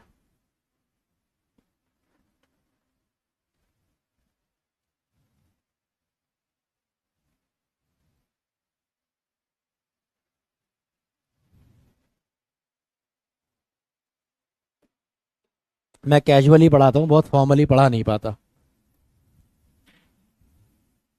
हाँ, दैट रिलेटिव प्रोनाउन भी होता है, यही बात है, इसीलिए तो इसको रट नहीं सकते एक्चुअली। थोड़ा सा प्रोनाउन की, अभी देखो ये जो क्लास है ना तुम्हारी, ये अभी तुम्हें आधी, मतलब तुम्हें मोटा मोटा समझ में आएगा, इसको डिटेल में तब समझ में आएगा जब तुम मेरे साथ पार्ट ऑफ स्पीच पढ़ते जाओगे। अगर तुम अपना प्लानर देखोगे तो उसमें देखोगे नाउन की 2-3 क्लासेस होंगी, प्रोनाउंस की 2 क्लासेस होंगी, एडजेक्टिव की क्लासेस होंगी, एडवर्ब्स की क्लासेस होंगी। तो हर क्लास में बहुत डिटेल के साथ तुम मेरे साथ nouns, pronouns, adjective, adverb, preposition सब पढ़ोगे और इनके क्वेश्चंस भी लगाओगे, तो तुम्हें एकदम क्लैरिटी हो जाएगी। अभी बस मैंने तुम्हें ऊपर ऊपर से दिखाया है, नहीं समझे। जैसे मान लो मैं आज तुम्हें हेलीकॉप्टर में बिठाया और तुमसे कहा तुम्हें जम्मू एंड कश्मीर घुमाता हूँ, तो अभी तुम ऊपर से देख रहे हो, मैं तुम्हें दिखा रहा हूँ, बेटा देखो इधर पहलगाम पड़ता है, ये इधर अपना गुलमर्ग आ गया है, ठीक है, इधर चले जाओगे तो लद्दाख शुरू हो जाएगा, ठीक है, इधर आ जाओ ये अपना श्रीनगर है। तो ऊपर ऊपर से दिखा रहा हूँ, अभी पहचान लो, तुम्हें आइडिया हो जाएगा ये तो इधर पड़ता है, ये इधर पड़ता है, ये इधर पड़ता है, बस दैट्स इट। इसके बाद मैं ये हेलीकॉप्टर नीचे उतारूंगा, कुछ दिन तुम्हें श्रीनगर में घुमाऊंगा, कुछ दिन तुम्हें पहलगाम में घुमाऊंगा, कुछ दिन तुम्हें क्या कहते हैं गुलमर्ग में घुमाऊंगा, तो तुम्हें आइडिया लग जाएगा, ओहो पूरा कश्मीर समझ में आ जाएगा। तो अभी क्या है, अभी हम इसे मोटा मोटा ऊपर से हेलीकॉप्टर व्यू देख रहे हैं, ठीक है। चलो आ जाओ। ओ भाई साहब, मोहब्बत चल रही है यहाँ पे, I love you too Nandini, माँ को बोला है कभी अपनी तूने ये?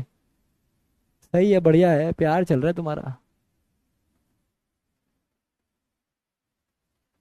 देख रहे हो, फौजी है ये, है ना। तूने शेर नहीं सुना वो वाला, मतलब यहाँ फौजियों के ऊपर गाने बन गए, ओ माई मेरी क्या फिक्र तुझे, क्यों आंख से दरिया बहता है, तू कहती थी तेरा चांद हूं मैं और चांद हमेशा रहता है। ये पप्पियां भेज रहा है यहाँ पे, ये फौजी है, पप्पियां भेज रहा है, लव यू दिल भेज रहा है ये। अरे यार, और अभी देखो 17 साल उम्र है इसकी, एनडीए निकला भी नहीं है, समझ रहे हो, शादी करने की अनुमति एनडीए देता भी नहीं है, मना कर देता, दिल लगाना नहीं है, लगाना है तो दूर तक रखना है। शादी वादी करोगे एकेडमी के बाद, नोटिफिकेशन में साफ लिखा हुआ है कि शादी नहीं हो सकती जब तक एकेडमी में हो। इसने प्यार कर लिया, खुद तो डूबेगा, नंदिनी की भी हवा कर देगा, समझ रहे हो ना, वो ऑफिसर बनेगा ना ये बेचारी कुछ कर पाएगी, ये सोचेगी हाय कितना प्यार करता है मुझसे, कितना अच्छा है ये, अच्छा नहीं है, कच्चा है ये, इसको कुछ पता नहीं है, इसको आता ही नहीं है, इससे होता ही नहीं है, समझ रहे हो। छोड़ो यार, ऐसी हरकत कर देते हो ना कि समझ नहीं आता तुम्हें डांटूं या तुम पे हंसूं। तो दा हो जाएगा आर्टिकल, आए हाय दिल खुश, D is the correct answer, है ना। आ रहा है भाई, बच्चों को आ रहा है, ऐसी बात नहीं है, जो दम लगा रहे हैं उनको आ रहा है।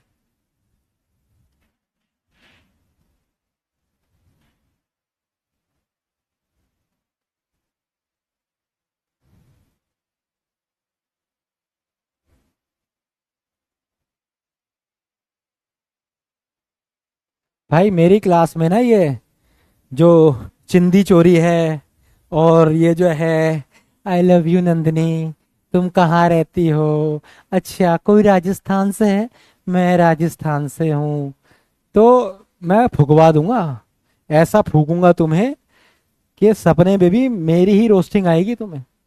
ये सब मुझे मेरी क्लास में बर्दाश्त नहीं है। मेरी इज्जत करो नहीं करो, क्लास की इज्जत तुम्हें करना पड़ेगी। अभी 4-5 क्लासेस हुई हैं, पहले ही बता रहा हूँ, ये सब मुझे बर्दाश्त नहीं है मेरी क्लास में। हाँ, फिर मत कहना अरे सर मेरी तो सेटिंग बन रही थी, सर ने रोस्ट कर दिया, खत्म हो गई। हाँ तो नहीं, मेरी क्लास में नहीं कर पाओगे, कर ही नहीं पाओगे। ये सब नहीं चाहिए मुझे क्लास में। नंदिनी को इंप्रेस करना है ना, अपने स्कोर से लाके कर। चिंदी चोरी क्या कर रहा है? क्या बोलते हैं, निब्बा निब्बी क्यों बन रहा है भाई? नंदिनी को इंप्रेस करना है ना, लेके आ फर्स्ट रैंक इसमें, मैं खुद तेरी तारीफ करूंगा भाई। फिर नंदिनी भी मुस्कुराएगी, शर्माएगी। लेकिन ये थोड़ी है कि तू करने कुछ आया, बैच लिया, माँ बाप से पैसे मांगे, यहां पे आके निब्बा निब्बी कर रहा है। कितना घटिया इंसान है बक। There is many a slip between the cup and the lip. इसका मतलब जानते हो? कहने का मतलब होता है कोई भी टास्क खत्म होने से पहले उसके बीच में बहुत कुछ हो सकता है। ठीक है, तो देर is many a slip between the cup and the lip. Cup and the lip का मतलब है ये मैंने कप उठाया, लिप तक लेके जा रहा हूं, इसी के बीच में भी बहुत कुछ हो सकता है, ये कह रहा है। तो ये प्रपोजिशन है, प्रपोजिशन बिटवीन प्रपोजिशन है। ठीक है, एडवर्ब नहीं है। There is a many a slip between the cup and the lip. तो प्रपोजिशन का एक काम होता है, ये रिलेशन बताता है बिटवीन टू नाउन इक्विवेलेंट, कि दो नाउन इक्विवेलेंट का क्या रिलेशन है, कप और लिप के बीच में क्या क्या हो सकता है, ये बता रहा है। तो आंसर इज ए। क्या लगाया आप लोगों ने? 53% ने कंजंक्शन लगा लिया। अगर ये कंजंक्शन होता तो ये एक अलग सेंटेंस होता, the cup and the lip. ये एक अलग सेंटेंस है क्या? There is many a slip, ये अलग सेंटेंस है क्या? नहीं हो रहा, साथ में नहीं जा रहा। There is many a slip between the cup and the lip. तो यहां पे प्रपोजिशन है, ना कि ये कनेक्टर या कंजंक्शन है। अगला देखिए बच्चों, जल्दी जल्दी बताइए। कंजंक्शन नहीं है, दो सेंटेंसेस को जोड़ नहीं रहा है, रिलेशन बता रहा है दो नाउन के बीच का। अगर ये कंजंक्शन होता तो ये दो सेंटेंसेस को जोड़ रहा होता, दो वर्ड को जोड़ रहा होता।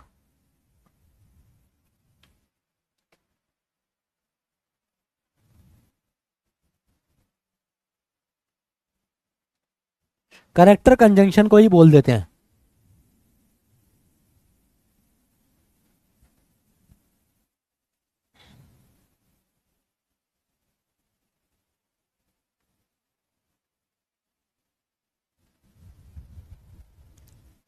हाँ, नहीं जरूरी नहीं है कि माँ को आई लव यू बोलो। मैंने अपनी माँ को आज तक आई लव यू नहीं बोला। बड़ा मुश्किल काम होता है लड़के के लिए, तो बहुत मुश्किल होता है। लड़कियां बोल भी देती हैं, चिपट चिपट के मम्मी के साथ फोटो भी डाल देती हैं, मदर्स डे पे मुंह से मुंह मिला के भी डाल देती हैं। हमसे नहीं हो पाता भाई, हमने अपनी मम्मी को विश ही नहीं कर पाए। बस सोच लेते हैं इनको क्या चाहिए, वो प्रोवाइड करा देते हैं, और कोशिश करते हैं इनकी सेहत वेस सही रहे, इतना ही कर पाते हैं। तो Taiwan says China threat still remains immensely legitimate. Remains legitimate, adjective कितना? इमेंसली, बहुत ज्यादा। एडवर्ब, एडवर्ब, एडवर्ब, बहुत शानदार। 66% ने दिया सही जवाब। अगला लगाइए आप, यहां आप फंस जाएंगे, पर कोई बात नहीं, सीख भी जाएंगे।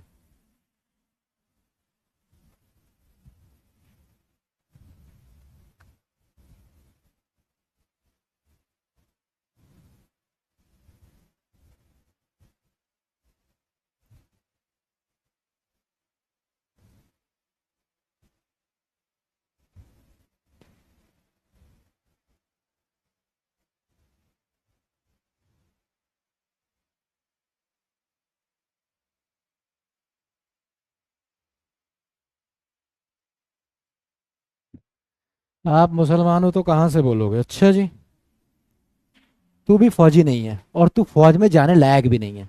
पता है तुझे क्यों? क्योंकि फौज में वो जाता है जो इंडियन होता है। जो बटालियन होती है ना, किसी भी बटालियन में जा सकते हैं। एक मेवात बटालियन है, उसके बारे में जाके पढ़ना, उसमें सारे मुसलमान हैं। ये देश जो है ना, इसमें जो हिंदू मुसलमान करता है बस वही इंडियन नहीं है, बाकी सारे हैं। ये बात याद रखना। क्योंकि भाई मैं तो बड़ा ही ऐसे हुआ ये सुन के कि हिंदू मुस्लिम सिख ईसाई आपस में है। भाई भाई क्या करूं, मेरे पड़ोस में हिंदू रहता है, क्या करूं? क्या करूं? नफरत करूं उससे?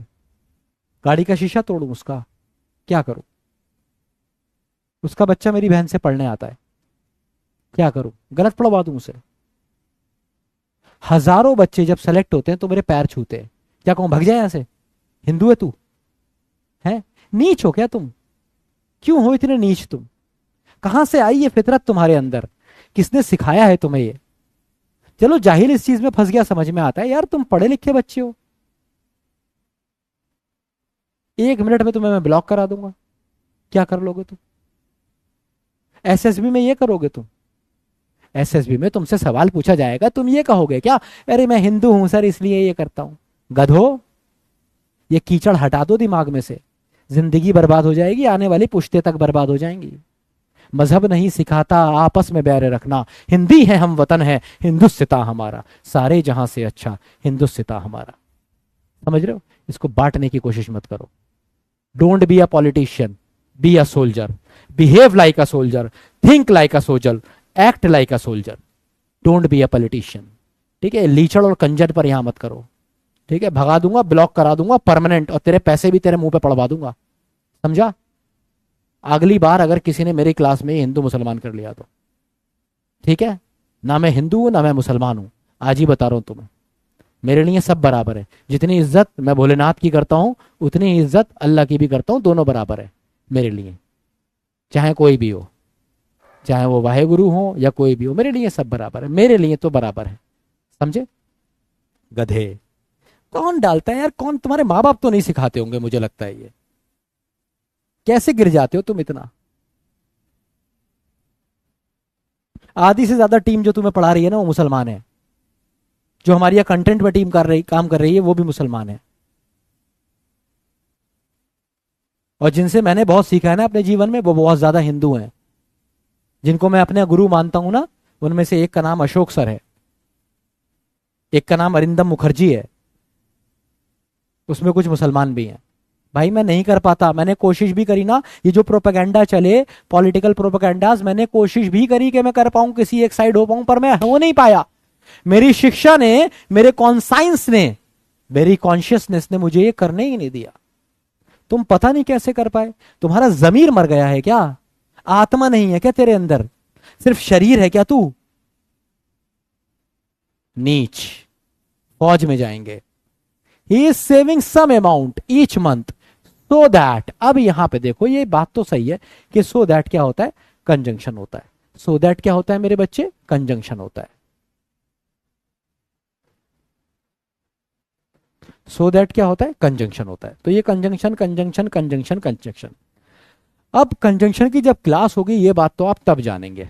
फिलहाल ये मैं आपको बता दूं कि ये क्या है? Compound conjunction.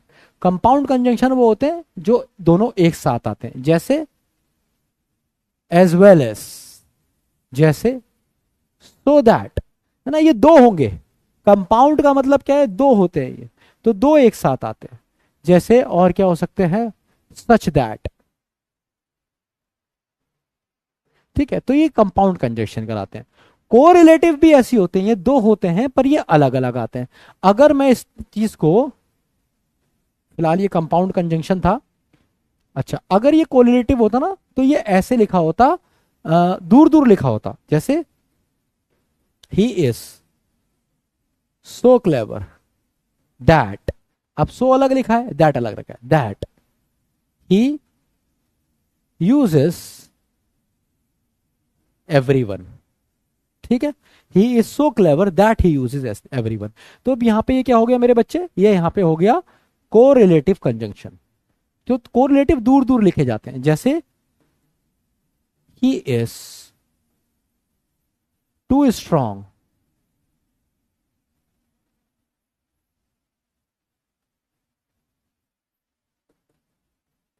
he is not only a thief but also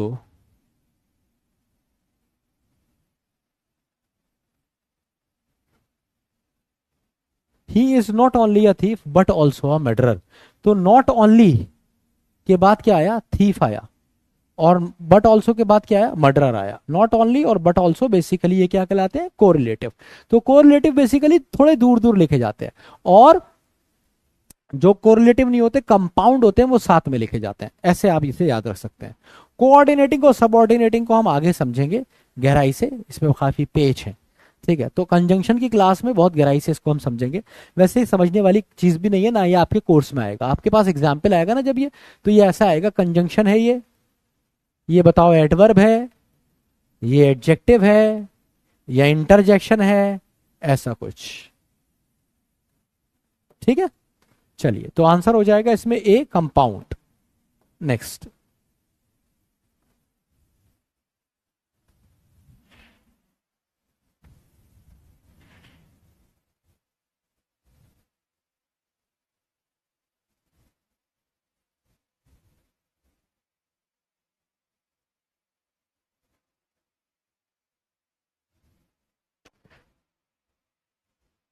नहीं नहीं, कोई बात नहीं है, वो बच्चा है बस, ने बोल दिया, कोई बात नहीं।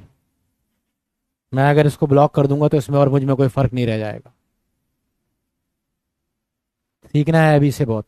ये प्रोपोगंडे का शिकार है, उस जमाने से प्रोपोगंडा चल रहा है, अब से नहीं, अंग्रेजों के जमाने से चल रहा है। डिवाइड एंड रूल पढ़ा नहीं है इसने अभी, बच्चा है अभी, पढ़ेगा, आर्मी में जाएगा, एनडीए करेगा, वहां सब सीख जाएगा।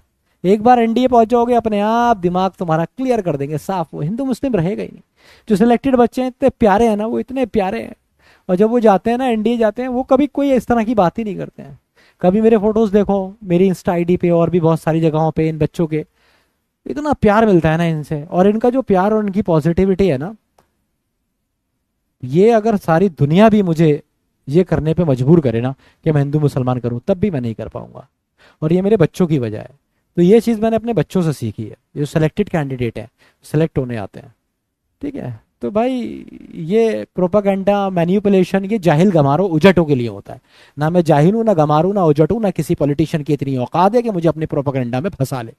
मैं एजुकेटेड हूँ, पढ़ा है, 10-12 साल पढ़ाई को ही दिए हैं, और तब भी एक धूर्त पॉलिटिशियन को नहीं पहचान पाऊं जो मुझे किसी भी आधार पे बांट रहा हो, चाहे वो धर्म हो या जाति हो या देश हो, किसी भी आधार पे, तो मैं गधा हूं, मेरी सारी डिग्री बेकार है, पढ़ना बेकार है मेरा।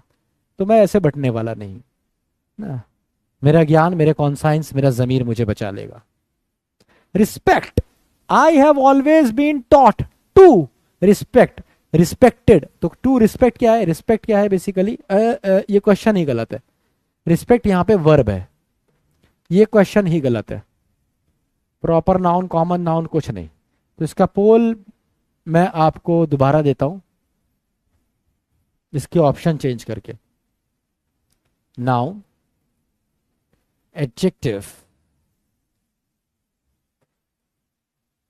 एडवर्ब, या फिर वर्ब। ठीक है, इस पोल को भूल जाइए, एक नया पोल देता हूं, लेट्स सी कौन सही करता है इसमें। दोबारा दे दिया पोल।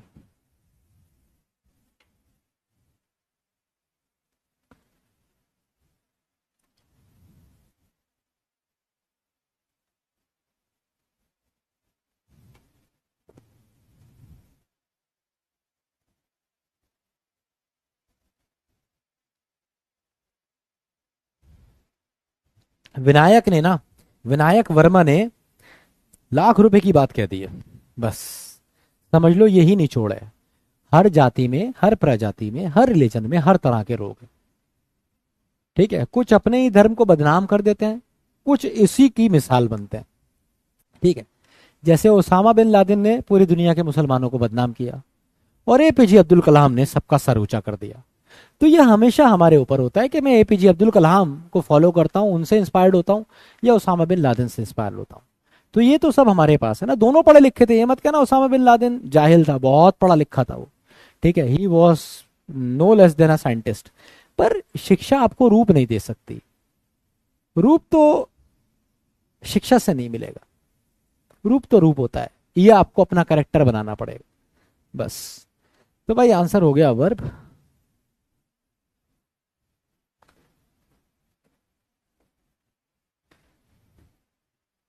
यहां भी फंस सकते हैं आप।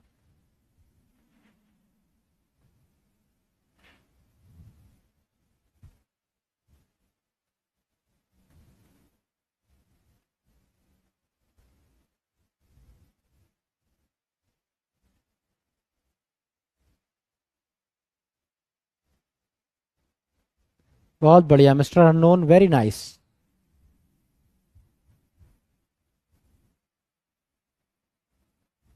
बेटा पोल में ना दिक्कत चल रही है।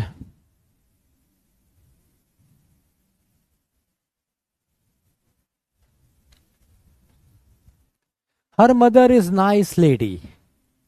अब देखो मदर नाउन है तो हर, रिफ्लेक्सिव तो ये होगा नहीं क्योंकि ये सेल्फ वाले होते हैं, कट गया। डेमोन्स्ट्रेटिव मैंने तुम्हें बताया था दिस और दैट वाले होते हैं, डेमोन्स्ट्रेट कर रहे हैं, ये भी नहीं होगा। इम्पर्सनल, इम्पर्सनल प्रोनाउन कौन से होते हैं?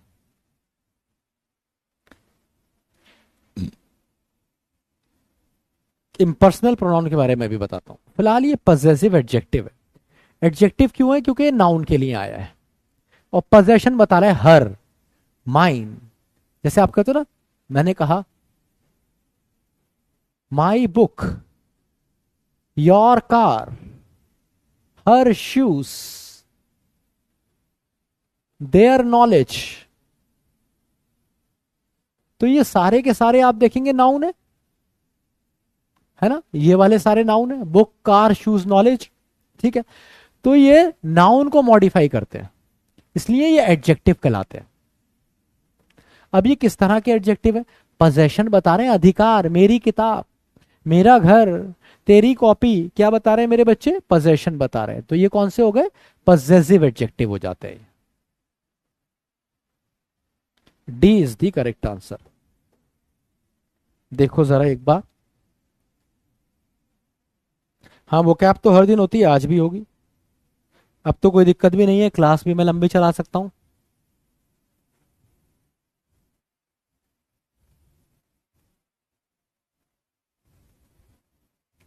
ठीक है, अब इम्पर्सनल प्रोनाउन बेसिकली ऐसा होता है जो किसी के लिए इस्तेमाल नहीं हुआ है। जैसे हमने कहा it is a good shot, तो शॉट तो नाउन है, फिर भी तुमने इसके लिए लगा दिया। या तुमने कहा it's raining, it is very hot outside. तो इस तरह के जो होते हैं ना, जो एग्जैक्टली किसी के लिए नहीं आया, किसी को संबोधित करके लिए, पर्सनल नहीं है, इम्पर्सनल है, तब आप इसका इस्तेमाल करते हैं। पजेसिव तो आपको बिल्कुल साफ दिखेगा, वो पोजेशन बता रहा होगा। ठीक है, तो जब भी आप हर, योर, माई ये सारे कहते हैं, पजेसिव एडजेक्टिव हो जाते हैं। अब ध्यान से देखना ये क्या है। बहुत बढ़िया हमनप्रीत, टाइम अप नहीं हुआ है भाई, तुमने आज मेरा बहुत टाइम खाया है फालतू बात करके, वो मैं तुमसे ही लूंगा। मैं क्लास तब तक पढ़ाऊंगा जब तक क्लास खत्म नहीं होगी, क्योंकि इसके बाद तुम्हारी कोई क्लास तो है नहीं। तो अब क्लास में तुम हिंदू मुसलमान करोगे, बावलेपन की बातें करोगे, तो टाइम तो जाएगा ही ना।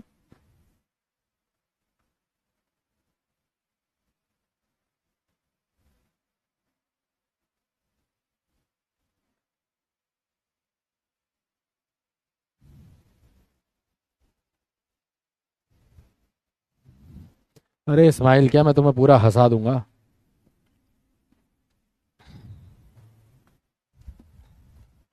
विच apocalyptic dystopia do you think is most likely? Which, कौन सा? तो सवाल पूछ रहा है ना, इंटेरोगेटिव एडजेक्टिव हो गया। रिलेटिव एडजेक्टिव होता तो दैट होता, हु होता, हुम होता, विच भी हो सकता था, लेकिन ये रिलेट नहीं कर रहा है, ये सवाल पूछ रहा है ना। न्यूमेरिकल होता तो कोई नंबर इसके अंदर होता। न्यूमेरिकल एडजेक्टिव कौन सा होता है? जैसे थर्ड क्लास, ठीक है, फोर्थ अटेम्प्ट, तो फोर्थ क्या हो गया? Numerical adjective. पॉजिटिव एडजेक्टिव अभी आपने मेरे साथ पीछे पढ़े, तो आंसर क्या हो जाएगा? एडजेक्टिव। तो एक हो जाए, अरे बहुत बढ़िया, ऐसी तुम्हें ना अपना कॉमन सेंस बढ़ाना है। क्लास में नहीं, एग्जाम में तुम्हें ऐसे क्वेश्चंस भी आएंगे, खासतौर से इंग्लिश में, जो तुमने नहीं देखे होंगे, पर तुम कॉमन सेंस से उन्हें कर सकते हो। ठीक है, तो apocalyptic dystopia is a kind of disease या डिसऑर्डर। ठीक है, डिसऑर्डर है, एक तरह का बायोलॉजिकल टर्म है।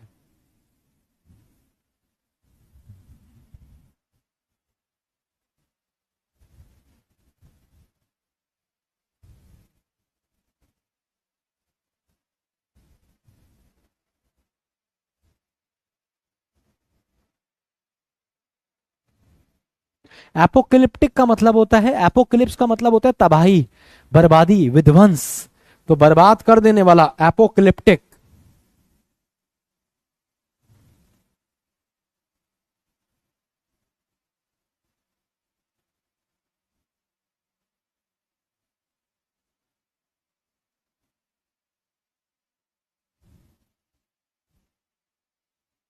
मतलब ये एपोकलिप्टिक डिस्टोपिया का मतलब हो गया एक ऐसा डिसऑर्डर जिससे पूरा देश ही बर्बाद हो जाए। और ये जरूरी नहीं है कि मेडिकल प्रॉब्लम हो, कोई कुछ ऐसी चीज देश में फैल गई है तो उसको भी यही बोलते हैं। अच्छा तुम सब ना एक मूवी देख लेना, सैम बहादुर। सैम बहादुर मूवी देखोगे ना, तुम्हारे दिमाग से ना ये जो पॉलिटिशियंस के लिए तुम्हारी लाइकिंग खत्म हो जाएगी। एक जो फौजी होता है ना, उससे बहुत फटती है पॉलिटिशियन की, ये बात याद रखना। लेकिन ऐसा भी फौजी हो सकता है जो पॉलिटिशियन के जाकर अगर तुम्हें चाटना है तो अलग बात है, चाटो भाई। लेकिन एक फौजी जो होता है ना, सैम बहादुर देखना। अगर किताब नहीं पढ़ सकते हो उसके बारे में तो मूवी देख लेना, तुम्हें पता चल जाएगा कि एक फौजी एक पॉलिटिशियन से कितना ऊपर होता है। उसे किसी पॉलिटिशियन को ग्रेट कहने की, महान कहने की, उसकी रैली में जाने की, उसको सपोर्ट करने की जरूरत ही नहीं है। वो फौजी है, वो वॉरियर है। समझ रहे हो, उसकी अपनी एक इज्जत है, उसकी एक अपनी छवि और शान। वो किसी के पीछे नहीं जाएगा, वो वॉरियर है, ये बात समझो। अपने आप को नीचा मत गिराओ, अपने आप को नीचा। तुम हर दुनिया के हर पॉलिटिशियन से ऊपर हो मेरे बच्चे। कौन सा पॉलिटिशियन है जो देश के लिए गोली खाने को तैयार है? तुम देश के लिए गोली खाने के लिए तैयार हो गए तो तुम हुए ना हुए ऊपर सबसे। अपने आप को नीचा मत दिखाओ यार, ठीक है? किसी पॉलिटिशियन के पीछे पड़ गया है। हेयर, तो हेयर का मतलब क्या होता है? Clearly the thief is not hiding here, यहां यहां। तो यहां क्या हो जाएगा? एडवर्ब ऑफ प्लेस है ये, टाइम नहीं है ना? मैनर नहीं है, फ्रीक्वेंसी नहीं है, कह रहा ना यहां।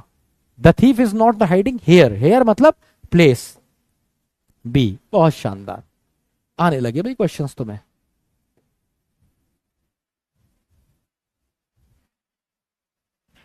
बहुत बढ़िया, सौरभ चंद्रा ने देखी है।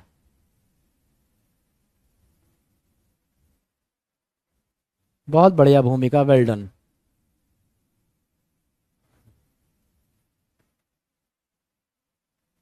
कोई बात नहीं है, अभी इसी साल हिमांशु मेरे एक बच्चा सेलेक्ट हुआ है और उसको भी स्टैमरिंग की प्रॉब्लम है। ऐसा कोई प्रॉब्लम नहीं आई, वो सिलेक्ट हो गया, बहुत अच्छी रैंक के साथ सिलेक्ट हुआ है।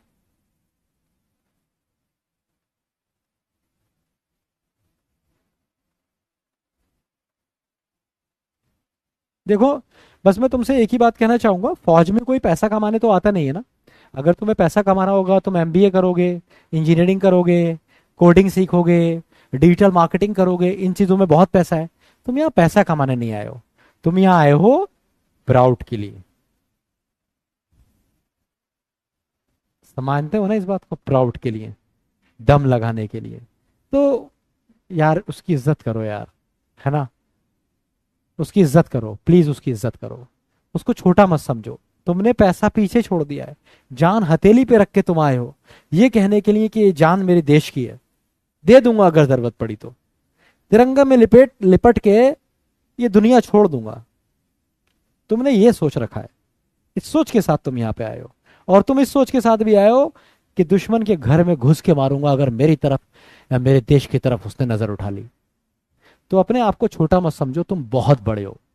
सिर्फ यही सोच लेना कि मैं अपने एनडीए में अपना जीवन दे दूंगा, फौजी बनूंगा, पॉजिटिव सोच के साथ, ये बहुत बड़ी चीज है ना बच्चे? तो उसी सोच के साथ चलो। उसमें पैसा, ग्रीड, लालच, कास्ट, जाति जाति ये मत डालो यार, है ना? यूजुअली अक्सर, यूजुअली अक्सर तो एडवर्ब ऑफ फ्रीक्वेंसी है, बी, है ना? मैनर नहीं है, तरीका थोड़ी बता रहा है, टाइम थोड़ी बता रहा है। कह रहा है ही यूजुअली गोज फॉर, अक्सर जाता है। तो यूजुअली, सेल्डम, है ना, नेवर, ये सारे एडवर्ब ऑफ फ्रीक्वेंसी। तो आज का चीता देखें कौन है भाई। और आज का हमारा चीता है स्वप्निल, जिसने 16 में से 14 सही करे हैं। दूसरे नंबर पे है आदित्य, तीसरे नंबर पे आशीष यादव, इसके बाद है कृष्णा, नेडू कृष्णा, फिर उसके बाद प्राज्ञा। सबने 14 14 सही करें। आंचल, अजय, वैष्णवी, अंजलि, वंशदीप। तो 14 is a very good score. चलिए आइए कुछ वोकैबुलरी करते हैं, इसमें आपको एंटोनिम बताना है, एंटोनिम। ठीक है, डीपीपी जरूर लगाइए, डीपीपी से और आपको क्लैरिटी आएगी identification of part of speech की। जब आप मेरे साथ noun, pronoun, adjective, adverb individually पढ़ेंगे तो आपको और ज्यादा क्लैरिटी आएगी किस पे? पार्ट ऑफ स्पीच पे। चलिए, एंटोनिम बताना है, एंटोनिम।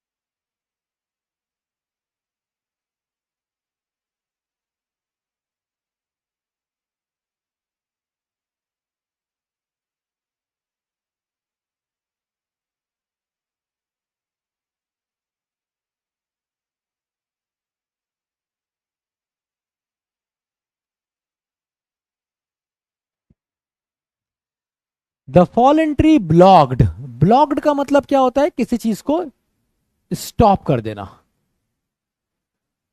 रिस्ट्रेन कर देना या प्रिवेंट कर देना। तो ये सारे सिनोनिम हो गए, prevent, restrain, stop, block.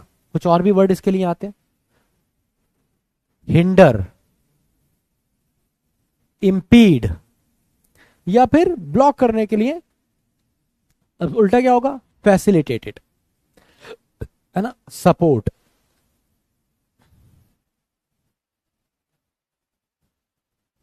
Promote,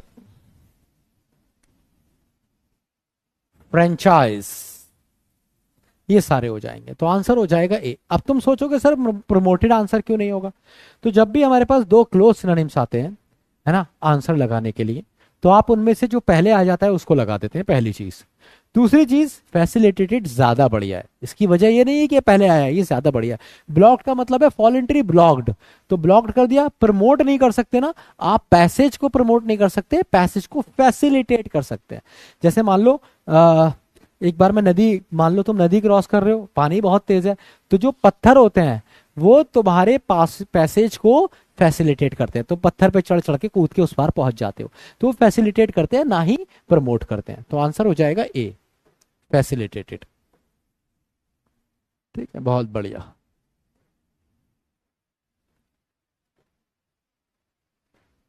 दो, ये ईडियम जैसा है। मैंने दीप दीपिशपल, मैंने एक पहली वाली क्लास देखो, उसमें बताया वो कैब रजिस्टर कैसे बनाना है। हाँ, ब्लॉक के लिए सीज भी कह सकते हैं आप, बिल्कुल सही कहा, सीज भी कह सकते हैं।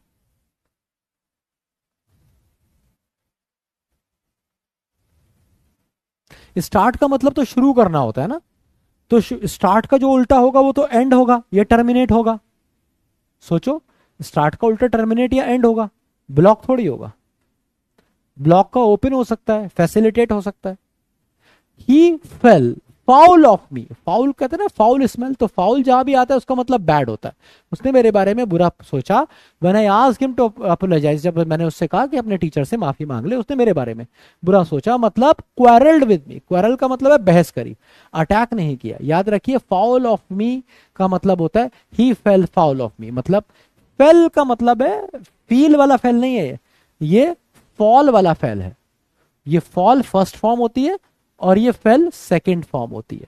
सो ही फेल फॉल ऑफ मी का मतलब है कि वो मेरे ऊपर बुरी तरीके से चढ़ गया, गिर गया, मतलब मुझसे बहस करने लगा। ये क्यों ना कहूं, कैसे ना कहूं, मैं तो कहूंगा। तो ए इज द करेक्ट आंसर। तो सबसे ज्यादा बच्चों ने यही लगाया था वैसे, ए इज द करेक्ट आंसर। अभी फाइनल देखेंगे, टॉप में कौन फाइनल है। हाँ जी, एंटोनिम बताना है, मैंने बार बार आपको बताया एंटोनिम बताना है।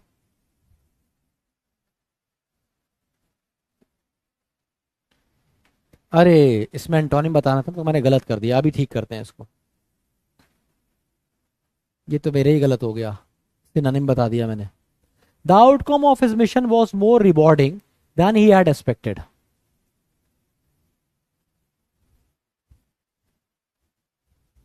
तो ये जो वर्ड है ना लुक्रेटिव, इसका मतलब होता है बेनिफिशियल, प्रॉफिटेबल,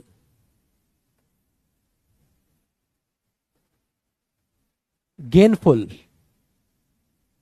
है ना, फायदेमंद।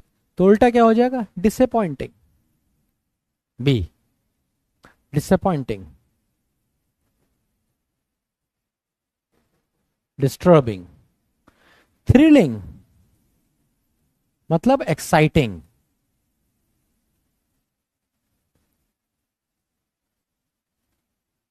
और नेल बाइटिंग का मतलब होता है ऐसा जो कि एंशियस हो, जहां आप अपने परेशान हो जाओ, एंशियस, वरिड, टेंस्ड। तो आंसर हो जाएगा बी, डिसअपॉइंटिंग। ठीक है, इस वाले क्वेश्चन को सही कर लेते हैं। इसका आंसर आप ए नहीं लगाइए, ये तो इसका मीनिंग हो गया, इसका उल्टा हो जाएगा शोड एप्रिसिएशन फॉर मी, तारीफ कर दी। तो आंसर इसका डी हो जाएगा, डी। ठीक है, तो ये गलती से मिस्टेक हो गई मेरे से। सही कर लीजिए, इसका आंसर तो बी हो गया। इसका भी आपको उल्टा बताना है, इनॉग्रेट का उल्टा।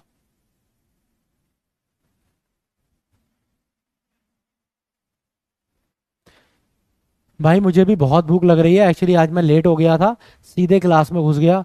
और मतलब मैं आया था अपने एकेडमी से, तो वहां से एकेडमी से आके सीधे क्लास में घुस गया हूँ, तुम ये समझ लो। मतलब मैं अपना प्रोटीन भी नहीं पी पाया हूँ, मेरा प्रोटीन शेक भी ऐसे ही रखा है। एकेडमी से आके बस पानी पी रहा हूँ और तुम्हें पढ़ा रहा हूँ, पर कोई बात नहीं है, फौजी को पढ़ा रहा हूँ।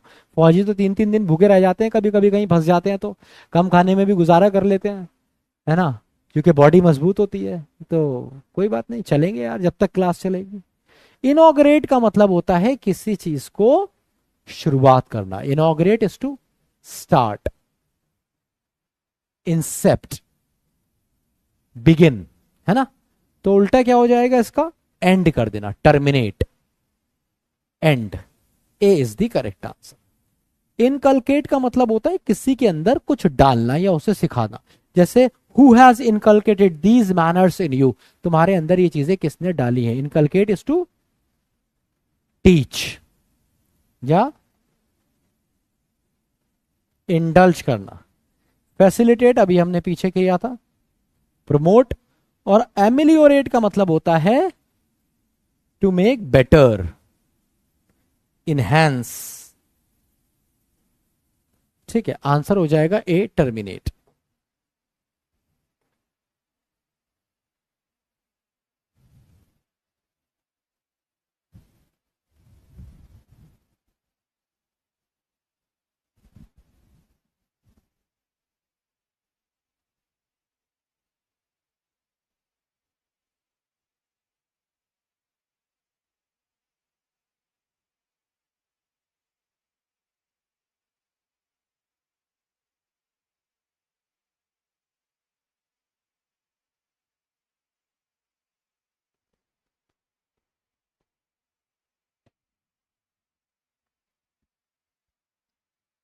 अब देखिए, इम्बैलिश का मतलब होता है किसी चीज को सम डेकोरेट कर देना।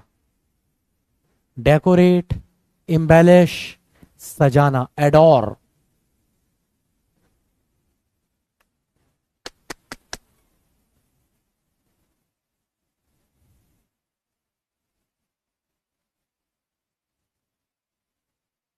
इसके लिए एक वर्ड और आता है ए से, याद नहीं आ रहा मुझे। इम्बैलिश, डेकोरेट, एडॉर्न होता है, एडॉर्न। एडोर बोल रहा था। तो इसका उल्टा क्या हो जाएगा, इसका स्पॉइल, रॉट। रॉट का मतलब भी होता है खराब कर देना। कंटैमिनेट, सड़ा देना किसी चीज को, यही आंसर हो जाएगा। ठीक है भाई। Dishonour is disrespect.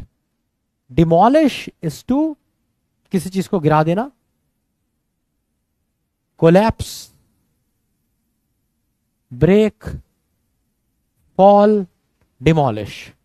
सफिस का मतलब होता है सफिशियंट, किसी चीज का पर्याप्त होना।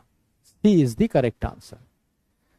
तो फाइनली आपके स्कोर्स देखते हैं, आज हमने क्या क्या पढ़ा।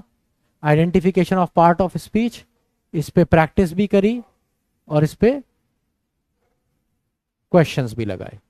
तो आशीष यादव नंबर 1 पे हैं, आरजू दूसरे पे, फिर प्राज्ञा, कीर्ति ने अपनी जगह बनाई है टॉप 10 में, तनु कुमारी ने भी, गुलशन यादव ने, सूरज, आर्यन, मादरा उचिहा भी आए हैं। अरे भाई वाह, मादरा उचिहा जानते हो, नारुतो देखा है इसका मतलब तुम। सत्यजीत साथी, बहुत बढ़िया। तो ये टॉप 10 है हमारे, बढ़िया परफॉर्मेंस सब बच्चों की आज की क्लास में। तो डीपीपी जरूर लगा लेना इसकी, और कल वाली डीपीपी एक बार यहां लगा लेते हैं। मैं आंसर्स आपको बता रहा हूं फटाफट।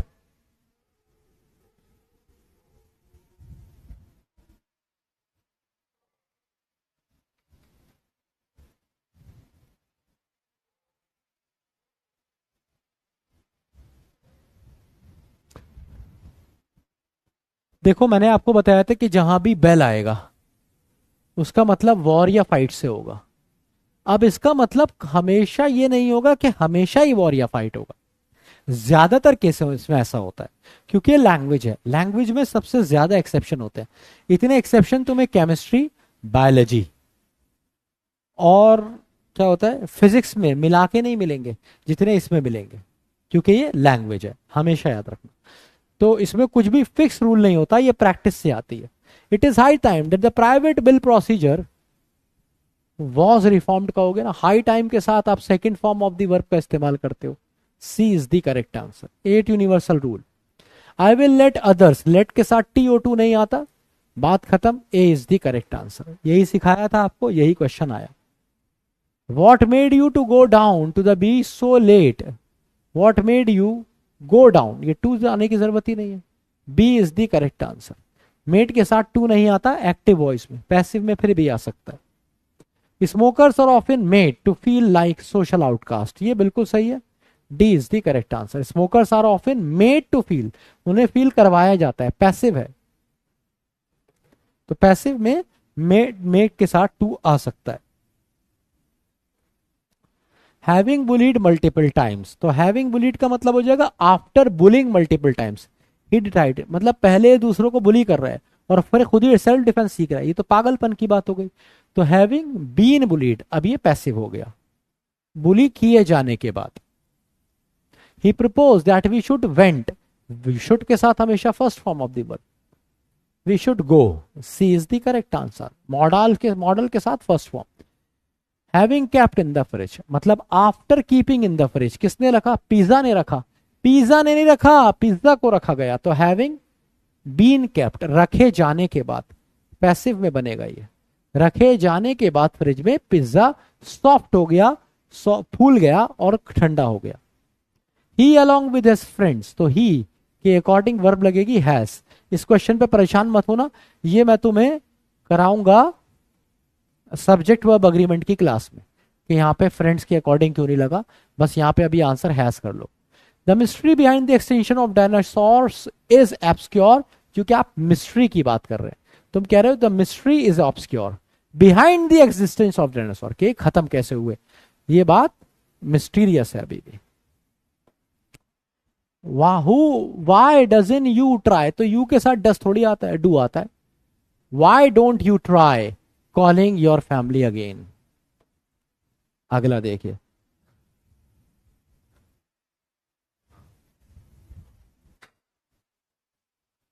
एरोगेंट का मतलब होता है हॉटी।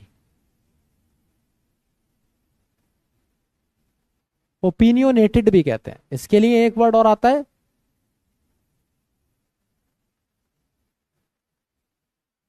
बम्शियस, ठीक है। कंसीटेड लिख लो भाई vocab register. A is the correct answer. क्या बताना है इसमें, उल्टा बताना है क्या, चूज बेस्ट एक्सप्रेस, तो सिनोनिम बताना है, आंसर ए ही हो जाएगा। चैटर बॉक्स होता है जो ज्यादा बोलता है, speaks too much, A is the correct answer. Dizzy का मतलब होता है स्लीपी, नींद आ रही है, giddy, D is the correct answer. Lavish luxurious होता है, A is the correct answer. Hot tempered becomes angry very easily, ये हॉट टेम्पर्ड होता है ना, हॉट टेम्पर्ड, बी। ईडियम्स बताने हैं भाई। टू गिव योर रिंग का मतलब होता है